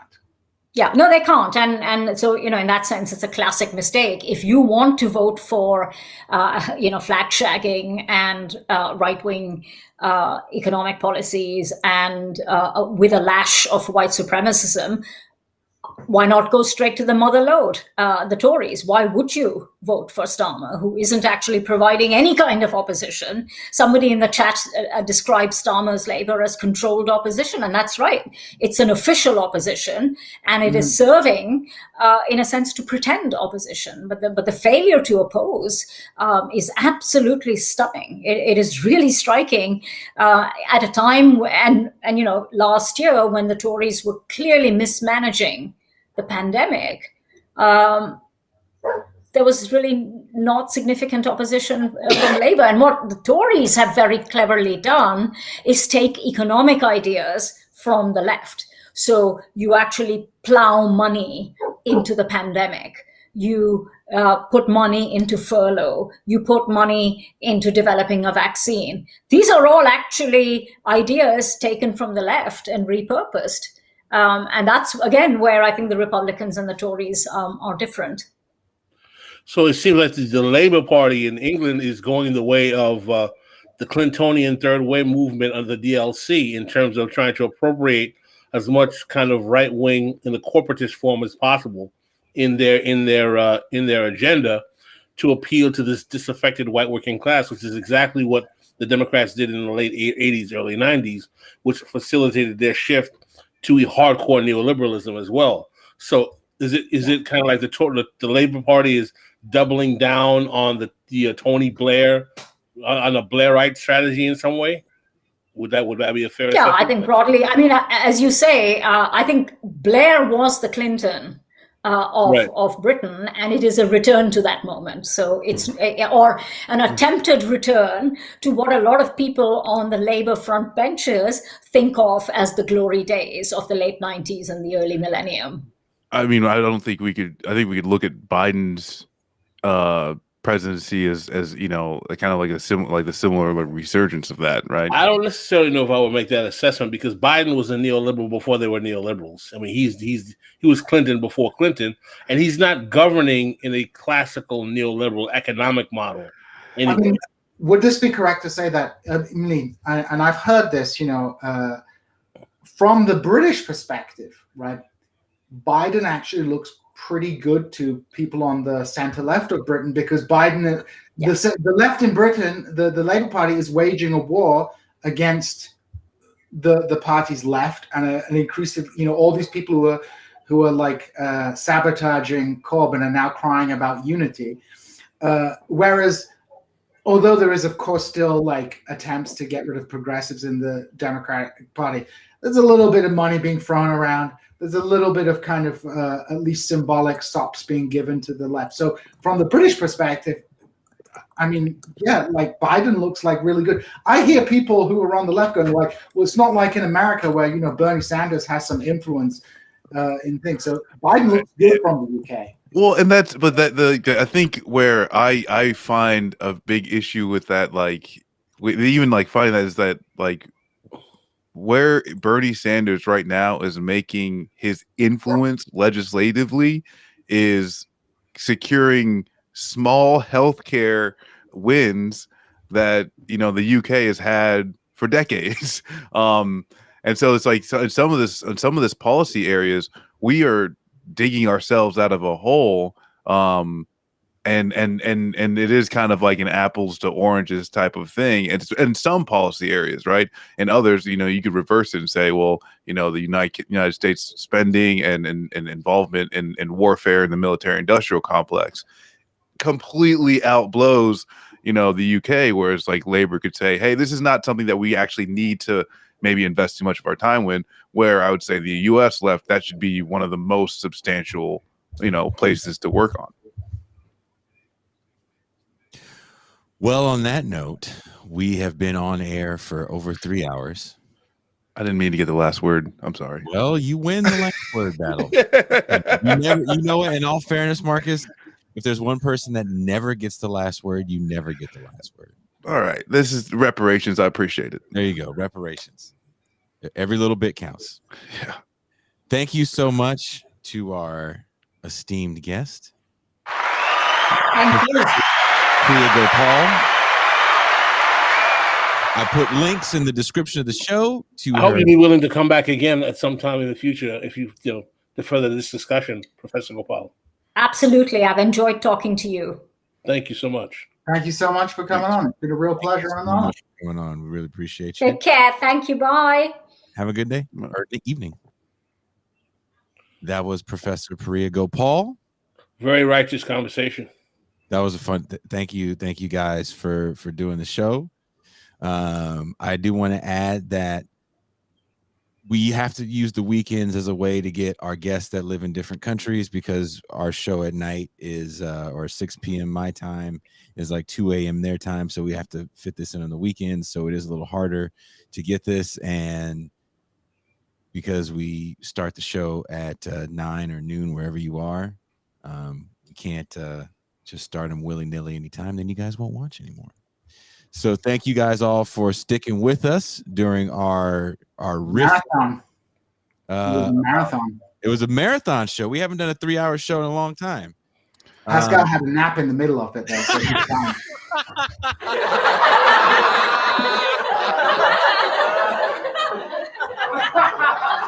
You know, we got to give Pascal a break. He's been doing the rounds. He's been, jet setting. He's been on, all the things. Peacock, the Majority Report, Bad Fate. Okay. Hey, Pascal, I tried to help you out. Where's Pascal going to be next? Where are we going to be able to see you next, Pascal? One of your contacts reached me out for a podcast to do his show. The Highland Bunker guys? Yeah, I got to reach out cool to guys. They're cool guys. Pascal is on everybody's show. And it's kind of. And I also did a panel Wednesday.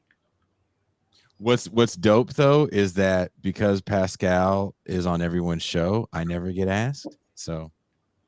Oh, here we go. Wait, no. I'm not mad about that at all. I'm actually I'm totally okay with that. Jason, I'll say I appreciate you not getting too big for my show or our show that we do on Tuesdays. I appreciate that. Pascal was like, listen, Brianna Joey Gray got better hair than you do. Yeah. It's better hair than you do, Marcus. Hour difference. It's all right. To do the 2 to 3 o'clock hour. It's okay. Brianna Joy Gray came out looking like Patrice Rushen in 1981, and all you could hear was "Send me forget-me-nots." And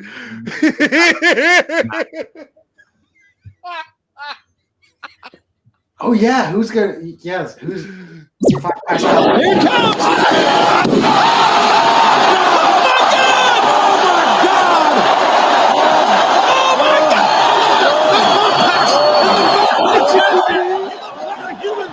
The Pascal Hour with Pascal Robert featuring Jason Miles. Music by Jason Miles. The Mau Mau Hour. I told you guys, my son said Mau Mau for the first time today. Oh, they grow up so quick. When you sent that message, I could see Pascal smile. I thought that was rather warm and charming. Somebody said Brianna Joy Gray looked pretty good in their honest opinion. Look, man, we never said the woman was not attractive. We're just saying that she used that attractiveness to lure past. Oh, stop it! Shut up. Jason, that's very close. Nigga, what? Unnecessary left drama. Yeah, that's how you get the clicks. I'm making faux left drama. There is no drama. No, but it was a great interview. A great host. It was a good panel. Great conversation. Because you know why? We're all friends, right? She was very nice. She asked the good questions. You can tell she's professional. She's very professional. Very good. I'm telling you right now, man. She's a cool sister, man. I have no complaints. Of course you don't. Because she was looking like Patrice Rushen. Oh, here we go. I invited her on our show. She said she would love to come on our show. There you go. What date is she coming? We got some open dates to fill. I'm going to set her a date. Be while I'm on vacation. Oh, wow. No, actually, we're going to try to do it when you're not on vacation. Sure, Pascal. This fucking motherfucker in this damn South. You know what's gonna happen. I'm gonna be gone, and that's when Brianna Joy Gray comes on. Yeah. And she's gonna replace you, Jason. She's gonna replace you. Or maybe y'all are all starting all kinds of paranoid smack, man. This is bad revolution. First of all, how many times did I say the word revolution? There's an important comment for you in the comments from Colin. It says you should check out Fred Hampton Leftist if you haven't, Jason. That would be also something. I've seen a couple episodes. What I was gonna say is that, do you know how many times I promoted This Is Revolution podcast while I was on the show? She edited those out. No, she did not.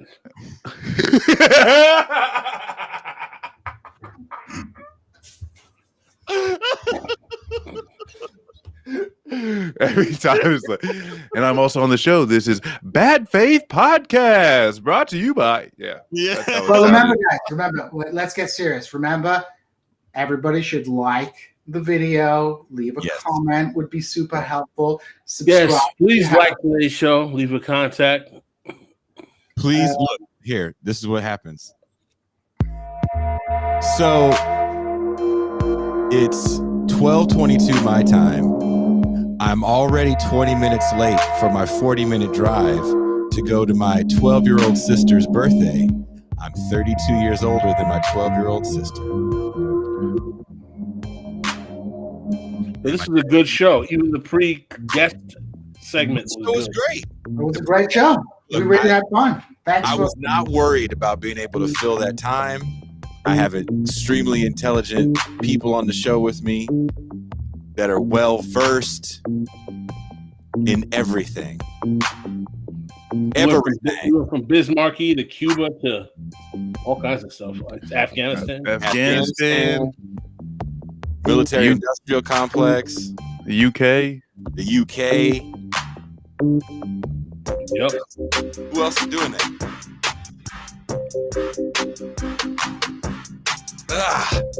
My lemon is here.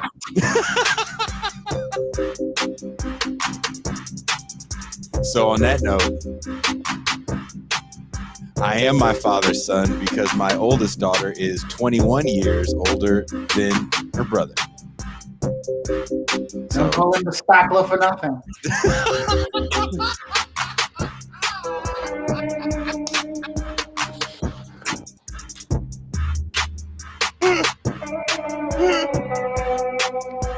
So I have to go see. I get to see all my kids today, so that's gonna be pretty cool.